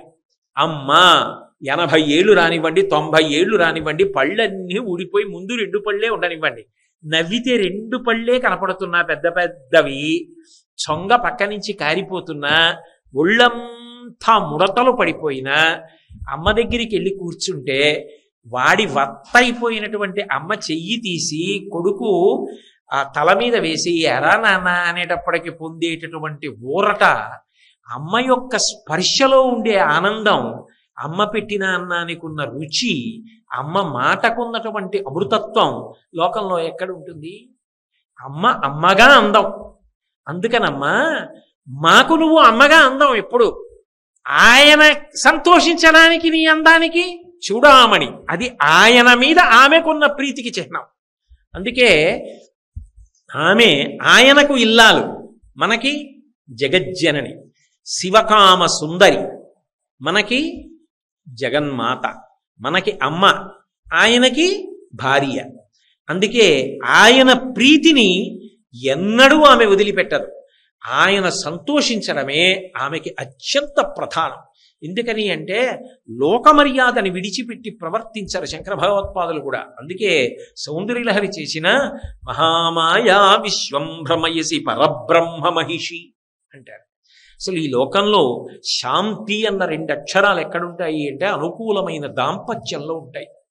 ఎంత సంపాదించాడన్న దాంతో కాదు, ఎన్ని కష్టాలు పడ్డారన్న దాంతో కాదు, భార్యాభర్తల ఇద్దరి యొక్క మాట ఒక్కటైతే, ఇద్దరి మనసులు ఒకటైతే, ఎన్ని కష్టాలలో ఉండనివ్వండి, ఇద్దరూ చెయ్యి పట్టుకుని ప్రస్థానం చేసిన నాడు ఆ కష్టాలకు సంతోషంతో కాలం గడిపేస్తారు. భానుమతి రామకృష్ణ గారి తల్లిదండ్రుల కథ చదివితే ఆశ్చర్యపోతాం. ఆమె ప్రఖ్యాత చలనచిత్ర నటి, గొప్ప గాయకురాలు. తినడానికి లేకపోతే బచ్చలి కూర ఉడికించుకొని కొద్దిగా ఉప్పు కారం చల్లుకుని ఇద్దరు తిని త్యాగరాజస్వామి పంచరత్న కీర్తనలు రాత్రంతా పాడుకుంటూ కూర్చునేవారు. కానీ అదే భార్యాభర్తల మధ్య అభిప్రాయ భేదాలు వచ్చి 24 గంటలు ఒకరిని ఒకరు దెప్పి పుడుచుకున్నారనుకోండి, అంతకన్నా అశాంతి కూడా ఉండదు. ఎవరికి ఎంత అనారోగ్యం రానివ్వండి, మా ఆయనకి నేనంటే ప్రాణం అన్న మాట ఆమెకి ప్రాణం పోస్తుంది. అటువంటి ఉత్తమురాలు. నేను ఒక చోట విన్నాను, పేర్లు ఎందుకు చెప్పడం, నీ వల్ల బ్రతికున్నానే అన్నాడు ఒక ఆయన. ఎందుకని అంటే ఆయనకున్న అనారోగ్యానికి, ఆయన పడిన ఇబ్బందికి ఆయన ఎంత శక్తివంతుడు అనుకుంటే శరీరం వదిలిపెట్టేయగలడు యోగంతో, అంత గొప్పవాడు. నీ కోసం ఉన్నాను ఈ శరీరంలో అన్నారు రోజు. అంటే అంత ఉత్తమురాలు. ఆ దాంపత్యం అంత గొప్పది. ఆ దాంపత్యంలో భర్త మీద భార్యకి, భార్య మీద భర్తకి అనురాగం ఉండాలి. అది మొట్టమొదట ఎక్కడ చూపిస్తున్నారంటే పార్వతీ పరమేశ్వరులు ఎందుకు చూపిస్తున్నారు. అలా అనుకూలమైన దాంపత్యము లేనినాడు ఆ పిల్లలకి ఎక్కడి నుంచి సంతోషం ఉంటుంది? ఇంట్లో అస్తమానం తల్లిదండ్రులు కీచులాడుకుంటున్నారు అనుకోండి, ఆ పిల్లలకి శాంతి ఉండదు ఇంట్లో. వాళ్ళకి అక్కర్లేని ఆలోచనలు వస్తాయి. అక్కర్లేని ఆలోచనలు రాకుండా ఉండాలంటే దక్షత కలిగి ఇద్దరూ ఒక్క మాట మీద ఉండి పరమ ప్రేమతో ఉండేటటువంటి తల్లిదండ్రులు అనుకోండి, అవే బుద్ధులు చక్కగా పిల్లలకు వస్తాయి. కాబట్టి అమ్మా నీకు మా నాన్నగారి మీదంత ప్రేమ, అందుకని చూడామణి పెట్టుకుంటావు. మాలా కాదు, అర్ధచంద్రబింబాన్ని చూడామణి చేసుకుంటాం. ఇక రెండవది చెప్పాలా, ఇంత ఉత్తమురాలు ఇల్లాలు కాబట్టే కాముణ్ణి కాల్చినవాడు వశపడ్డాడు నీకు. వశపడి కామీశబద్ధ మంగళ్య సూత్రశోభిత కంధరా, నీ మెళ్ళలో తాళి కట్టి పక్కన వచ్చి కూర్చున్నాడు కాబట్టి మేమందరం ఉన్నాం. మా పాపపుణ్యములను పోగొట్టుకోవడానికి శరీరాలు వచ్చాయి. ఇదిగో ఉత్తమ కార్యాలో దేవీ నవరాత్రుల్లో నీ స్తోత్రమో ఏదో చదువుకుంటున్నావు. నీ అనుగ్రహం కాదు, నీ చూడామణి శక్తి కాదు. అందుకని శంకరులు చూడామణిని ప్రత్యేకంగా ప్రస్తావన చేయడం. అంటే చూడామణిని అడ్డుపెట్టి ఏది మాట్లాడుతున్నారు అంటే అనుకూల దాంపత్య విశేషాన్ని, పార్వతీ పరమేశ్వరుల అనుగ్రహాన్ని. కాముణ్ణి కాల్చినవాడు అలాగే కూర్చున్నాడు అనుకోండి, కాముడు లేనినాడు బాణములు పడలేదనుకోండి, మనందరికీ శరీరాలు ఎలా వస్తాయి? శరీరాలు రాలేదనుకోండి, కొత్త పుణ్యం ఎలా చేసుకుంటారు? చేసిన పాపం ఎలా పోగొట్టుకుంటారు? అంటే కాముణ్ణి కాల్చిన వాడి గురించి తపస్సు చేసి ఆయన మనసు కరిగించి ఆయనతో మంగళసూత్రం కట్టించుకుని తెచ్చుకుని పక్కన కూర్చోపెట్టుకుని ఆయన్ని భర్తని చేసుకుని మనందరికీ తండ్రిని చేసి ఆ తల్లి మనందరినీ కంది కాబట్టి శరీరాలు పొందాం కాబట్టి భ్రమరాంబాష్టకం చెప్పుకుంటున్నాం. అమ్మా నీ గురించి వింటున్నాను, నీ యొక్క దయని స్మరించుకుంటున్నాం. ఎంత దయమ్మా నీది, ఎంత ప్రేమమ్మా శంకరుడి మీద. ఏదో మామూలుగా ఏదో ఇతర స్వరూపాలని వివాహం చేసుకోవడం తేలిక, కానీ శంకరుణ్ణి వశం చేసుకుని వివాహం చేసుకోవడం అంటే మాటలా, కాముణ్ణి కలిచిన వాడిని భర్తగా తెచ్చుకోవడం అంటే మాటలమ్మా నీకు చెల్లింది. పైగా ఏదో తెచ్చుకుని ఓసారి పక్కన కూర్చుని వెళ్ళిపోవడం కాదు ఆయన. ఆయన అలాగే నిన్ను చూస్తూ అలా సంసారంలో ఉన్నాడు అంటే జగతప్పితరవు వందే పార్వతీ పరమేశ్వరవు అని మేము ఇలా శరీరాలు పొంది మళ్ళీ మళ్ళీ పుణ్యకార్యాలు చేసుకుని దగ్గరి శివుడి యందు ఐక్యం అవడానికి కావలసినటువంటి భక్తి జ్ఞాన వైరాగ్యములను అనుగ్రహిస్తున్నటువంటి తల్లివి నువ్వయ్యావు అంటే ఆయనని అలా కట్టి కూర్చోబెట్టిన దానివి నువ్వు కదూ. ఎంత అనురాగం చూపిస్తే కూర్చోబెట్టావు, ఎంతగా ఆయనని వశవర్తిని చేసుకున్నావు అనుగమించి. నీ మాట కాదనలేక అలా కూర్చున్నాడే. కాబట్టి అమ్మా చంద్రార్ధ చూడామణి, నీ చూడామణి చూస్తూ ఉంటే తల్లి నీ యొక్క ఆ పాతివ్రత్యం, నీ భర్తృప్రేమ జ్ఞాపకానికి వస్తున్నాయమ్మా. చారుస్మేరముఖాం, తల్లి చిన్న చిరునవ్వు నవ్వుతూ ఉంటుంది. చారు అందమైన అందమైన చిరునవ్వుట. ఇటు అందమైన చిరునవ్వు ఏమిటి? చిరునవ్వు నవ్వితే అందమైంది ఉండదా? అంటే మామూలుగా చిరునవ్వు నవ్వారనుకోండి అదొక విశేషం. ఎందుకంటే 84 లక్షల జీవరాశులలో నవ్వగలిగిన ప్రాణి మనుష్యుడు ఒక్కడే. ఆ నవ్వు రాకపోయినా తప్పే, అసలు ఎప్పుడు ఆపకపోయినా తప్పే. కాబట్టి అది ఎప్పుడు నవ్వాలో అప్పుడు నవ్వాలి, ఎంత నవ్వాలో అంత నవ్వాలి. చిరునవ్వు ముఖం మీద ఉంటే అదో అందం, భగవంతుడిచ్చినటువంటి గొప్ప ఆభరణ. కాబట్టి చారుస్మేరముఖాం, చిన్న చిరునవ్వు నవ్వుతున్నారనుకోండి తొందరగా వెళ్ళగలరు. ఎప్పుడు భీష్మించుకుని ముక్కు మూతి ముడుచుకుని అలా కూర్చుని ఉన్నారనుకోండి దగ్గరికి వెళ్ళేవాడికి కూడా భయం వేస్తుంది. బాబు మాట్లాడితే ఏమంటాడో, అసలు ఆయన ప్రసన్నంగానే ఉన్నాడా, తుమ్మల్లో పొద్దు పుడిచినట్టు ఆ ముఖం ఏమిటంటే ఎప్పుడు నవ్వడంటాడు. ముఖం మీద ఓ చిరునవ్వు అందం, ఓ చిరునవ్వు నవ్వాలి. అప్పటికి కోపం ఏదో వ్యవస్థని దిద్దడానికి తెచ్చుకున్నా దాన్ని వదిలిపెట్టేసి మళ్ళీ చిరునవ్వు తెచ్చుకోవాలి. అంతేగాని అసలు చిరునవ్వుని దాచుకుని బతకవలసిన అవసరం ఉండకూడదు. అలా నవ్వగలగడం ఒక అదృష్టం. మనం నవ్వితే మనం ప్రసన్నంగా ఉన్నామని గుర్తు. మనం ఎప్పుడు నవ్వుతూ ఉండగలం? మనం ప్రసన్నంగా ఉంటే, సంతోషంగా ఉంటే ఓ చిన్న చిరునవ్వు నవ్వుతూ హాయిగా ఉండగలం. అమ్మవారు చిరునవ్వు నవ్వుతుంటే ఆవిడ సంతోషంగా ఉందనే, ఆవిడ హాయిగా ఉందనే. ఆవిడ హాయిగా ఉండకుండా ఇంకోలా ఉండడానికి అవకాశం ఉంటుందా? అసలు ఉండదు. మరి ఎందుకు చారుస్మేరముఖాం, నీ నవ్వు చాలా అందమైంది అనడానికి కారణం ఏమిటి శంకరాచార్యులు వారు? అంటే ఆ నవ్వు అందమైంది అనడానికి ఆ నవ్వుకి 3 గుణాలు ఉంటాయి. 3 గుణాలు ఉంటాయి కాబట్టి అది అంత గొప్ప నవ్వు అయింది. అంత గొప్ప నవ్వు అంటే ఏదో పెద్ద పకపకా నవ్విన నవ్వు కాదు, చిన్న చిరునవ్వు. ఆ చిన్న చిరునవ్వులో 3 ఆవిష్కృతం అవుతుంటాయి. ఏవి అంటే, ఒకటి సంతోషం, రెండవది ప్రేమ అనురాగం, మూడవది కారుణ్యం దయ. ఈ 3 ఏకకాలంలో ఆమె యందు ఆవిష్కృతం అవుతాయి కాబట్టి ఆ చిరునవ్వు వస్తూ ఉంటుంది. ఆ చిన్న చిరునవ్వు వెనక ఈ 3 ఉన్నాయమ్మా. అందుకని చారుస్మేరముఖాం, ఆ నవ్వు అంత గొప్పగా ఉంటుందమ్మా. ఏమిటి ఆ 3 అంటే మూకశంకరులు మూక పంచశతిలో చెప్తారు ఆ చిరునవ్వు అందం ఏమిటో.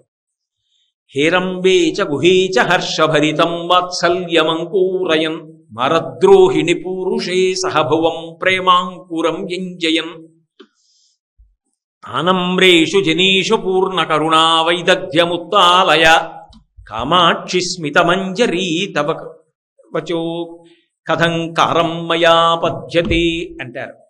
అమ్మా ఎంత అందమైన నవ్వమ్మా నీది.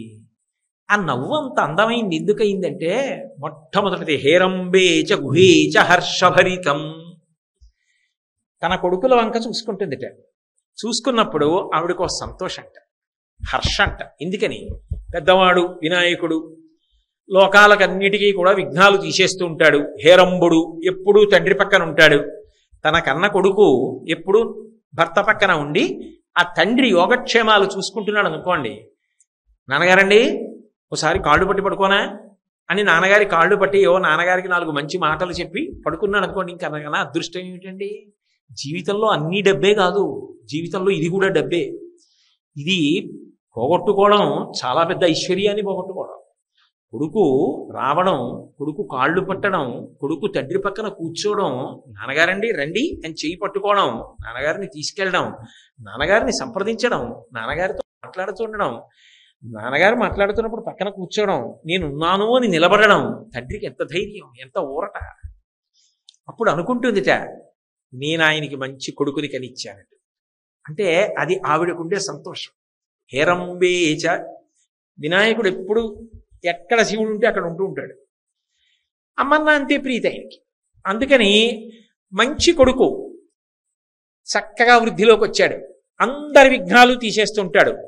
లోకాలకన్నింటికీ విద్యని పంచిపెడుతూ ఉంటాడు. ఎప్పుడు చిన్నపిల్లాళ్ళ కోపాన్ని మనసులో పెట్టుకోకుండా అప్పటికొచ్చిన కోపం ఇప్పుడు వదిలిస్తూ ఉంటాడు. ఇన్ని మంచి గుణాలు ఉన్నవాడు మా పెద్దబ్బాయి.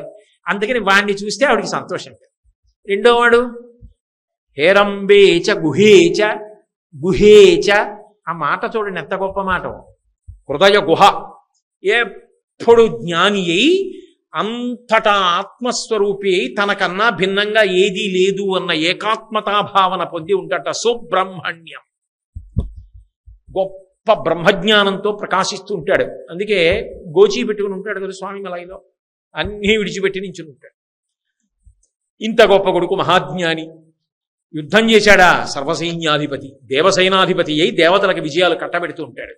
ఇంత మంచి కొడుకులు ఇద్దరు ఉన్న ఇద్దరు కొడుకులు ఇంత ప్రయోజకులు. ఆవిడికి ఎంత సంతోషం. కాబట్టి హేరంబేచ గుహేచ హర్షభరితం. ఆ చిన్న నవ్వు ఎందుకు నవ్వుతూ ఉంటుంది అంటే పిల్లలిద్దరూ ప్రయోజకులైపోయారు, అందుకు సంతోషంట. అనురాగం, ప్రేమ ఎవరి మీద అంటే హేరంబేచ గుహేచ హర్షభరితం వాత్సల్యమంకూరయన్ మారద్రోహిణి పురుషే సహభువం ప్రేమాంకురం వ్యంజయన్. లోకంలో ఏ పురుషుడైన వివాహం ఎందుకు చేసుకుంటాడు అంటే కామాన్ని ధర్మంతో ముడివేసుకుని అర్థాన్ని పొందడానికి, సంతానాన్ని పొందడానికి చేసుకుంటాడు. కానీ మా ఆయన కాముణ్ణి కాల్చేశాడు. కాముణ్ణి కాల్చేసిన వాడి గురించి భర్త కావాలని తపస్సు చేశాడు.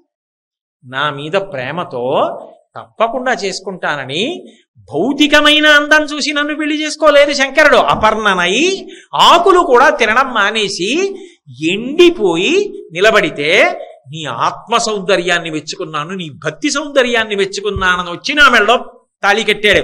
ఇలాంటి భర్త లోకంలో ఎవరికైనా ఉంటాడా? బాహ్య సౌందర్యం కాదు, ఆంతర సౌందర్యం కావాలి. కాముణ్ణి కాల్చిన వాణ్ణి భర్తని చేసుకున్నాను. నా మాట కాదనలేక ఆయనని అనువర్తిస్తుంటే ఇంత మంచి ఇల్లాలని ఎప్పుడూ అలా చక్కగా నా పక్కన కూర్చుని ఉంటారని సహజమైన ప్రేమ భర్త యందు పొంది ఆనందపడుతూ ఉంటుంది. అందుకనమ్మా నీ చిరునవ్వులో ప్రేమ కనపడి. మరి కరుణ ఎవరి మీద చూపించాలి అంటే కరుణ చూపించడానికి భర్తగారు అంత గొప్పవాడు, ఆయనకి కరుణ ఎందుకు? పిల్లలంత గొప్పవాళ్ళు, వాళ్ళ మీద కరుణ ఎందుకు? మరి ఎవరి మీద చూపించాలి? నా బోటిగాడు ఉంటారు కదా లోకంలో, ఏవో ఇబ్బందులు, ఏదో ఇది కుదరలేదు, అది కుదరలేదు, ఇది తీరలేదు, అది తీరలేదు, ఇదిగో ఈ అనారోగ్యం వచ్చింది, ఏదో బాధ ఉంది ఉన్నవాడు ఉంటాడు కదా. అప్పుడు ఆనమ్రేషు జనేషు పూర్ణ కరుణా వైదగ్ధ్యముత్తాలయ. ఒక్కసారి 2 చేతులు జోడించి నీ ముందుకొచ్చి నిలబడి అమ్మా నువ్వు తప్ప నాకు దిక్కెవరమ్మా అన్న వాళ్ళు ఎవరున్నారో వాళ్ళ మీద చూపించడానికి కారుణ్యాన్ని పరిపూర్ణంగా సంతరించుకుని ఉన్నావు. సంతరించుకుని బిడ్డా నేనున్నాను కదా నీకు బెంగెందుకు అని చిరునవ్వు నవ్వుతూ ఉంటావు. కాబట్టి అమ్మా నీ ఒక్క చిరునవ్వులో నీ బిడ్డల మీద వాత్సల్యం ఉన్నది, నీ భర్త మీద ప్రేమ ఉన్నది, మా మీద కారుణ్యం ఉన్నది. అయినప్పుడు అటువంటి చిరునవ్వు ఇంకెక్కడ ఉంటుంది లోకంలో? ఇంకెక్కడా ఉండదు, నీ దగ్గరే ఉంది. అందుకే చారుస్మేర ముఖాం. అంతేకాదు ఎక్కడ అలా భీష్మించుకోకుండా మూతి బిగించకుండా చిన్న చిరునవ్వుతో ఉంటారో అక్కడ వాతావరణం అంతా కూడా తేలిగ్గా ఉంటుంది, సంతోషంగా ఉంటుంది, ప్రసన్నంగా మాట్లాడుకోవచ్చు, ఏమి ఇబ్బంది ఉండదు. అసలు అమ్మ నీ ముఖానికి ఆ చిరునవ్వు అంతర్లీనమైపోయింది. అది వేరుగా నువ్వు తెచ్చిపెట్టుకున్న చిరునవ్వు కాదు, నీ ముఖంలో ఆ చిరునవ్వు ఒక అంతర్భాగం అయిపోయింది. అయినప్పుడు ఆ నవ్వు ముఖం ఎంత అందంగా ఉంటుందమ్మా. పడుకున్నా కూడా చిన్న చిరునవ్వుతో ఉంటావు. అది సాధ్యం ఆ లోకంలో? నవ్వుతూ పడుకుంటాడా ఎవడైనా? మీరు తిరుపతిలో గోవిందరాజస్వామి దేవాలయం ఉంది. గోవిందరాజస్వామి దేవాలయంలో పుండరీకవల్లి సన్నిధానము అని ఉంటుంది. లోపలికి వెళుతుంటే పుండరీకవల్లి సన్నిధానంలో అమ్మవారి యొక్క ఉత్సవమూర్తి ఉంటుంది. అమ్మవారి ఉత్సవమూర్తి దగ్గరికి వెళ్ళి ఎప్పుడైనా చూడండి, ఎంత అందంగా నవ్వుతుంటుందో. చిన్న పిల్లాడిని, 5 ఏళ్ల పిల్లాడిని తీసుకెళ్ళి మూర్తిని చూపించి ఆవిడ ఏం చేస్తోందని అడగండి, ఆ పిల్లాడు చెప్తాడు నవ్వుతోందంటాడు. అంత స్ఫుటంగా నవ్వుతుంటుంది. ఆవిడకి ఏకాంత సేవ చేసినా ఆవిడ నవ్వుతూనే ఉంటుంది. పడుకున్నా చిరునవ్వే, నిలబడినా చిరునవ్వే. ఏదో సంతోషంగా ఉన్నాడనుకోండి, లేచున్నప్పుడు నీవు చిరునవ్వు నవ్వుతాడేమో, పడుకున్నప్పుడు మళ్ళీ ఏ పీడకల వస్తే చెప్పలేము. పైగా నవ్వుతూ పడుకునేవాడు ఎవడు ఉంటాడు? నవ్వుతూ ఎవడు పడుకోడు లోకంలో. కానీ అమ్మ నీ ముఖానికి మాత్రం ఆ చిరునవ్వు ఉంది, అది అలంకారం, అది అంతర్భాగం. ఎంత గొప్ప చిరునవ్వు అమ్మ. అందుకు కదూ మూకశంకర్లు ఏకంగా మందస్మిత శతకమని 100 శ్లోకాలు చెప్పారు ఆ చిరునవ్వు మీద. అంత గొప్ప చిరునవ్వు. కాబట్టి ఇంత చిరునవ్వు కలిగి ఇంత ప్రసన్నురాలివై రండి పిల్లలందరూ అని ఆనందంతో కూర్చున్నటువంటి నీ దగ్గర చేరకపోతే ఎక్కడ చేరమమ్మా? అందుకని చారుస్మే రముఖాం చరాచర జగత్ సంరక్షిణీం తత్పదాం. చరాచర జగత్తునంతటినీ కూడా రక్షించేటటువంటి స్వరూపమైన దానా అంటున్నారు. ఏమిటి చరాచర జగత్ అంటే? అసలు ఆ చరాచర జగత్తునంతటినీ కూడా అమ్మవారు రక్షించడం అంటే ఏమిటి? తత్పదాం అంటే ఏమిటి? ఈ విశేషాలన్నింటినీ కూడా మళ్ళీ రేపు సాయంకాలం 7 గంటలకు కలుసుకున్నప్పుడు పరిశీలనం చేద్దాం. ఇవాళ నేను మంగళం చెప్పిన తరువాత ఒక్కసారి ఈ శారదా నవరాత్రుల్లో జరగబోయే కార్యక్రమాల మీద విహంగ వీక్షణ, అంటే పూర్తి స్థాయి కాదు, కొద్దిగా విహంగ వీక్షణంగా చెప్తాను. దయచేసి సభలో కూర్చోవలసిందిగా, ఒక్క 10 నిమిషాలు ఉండవలసిందిగా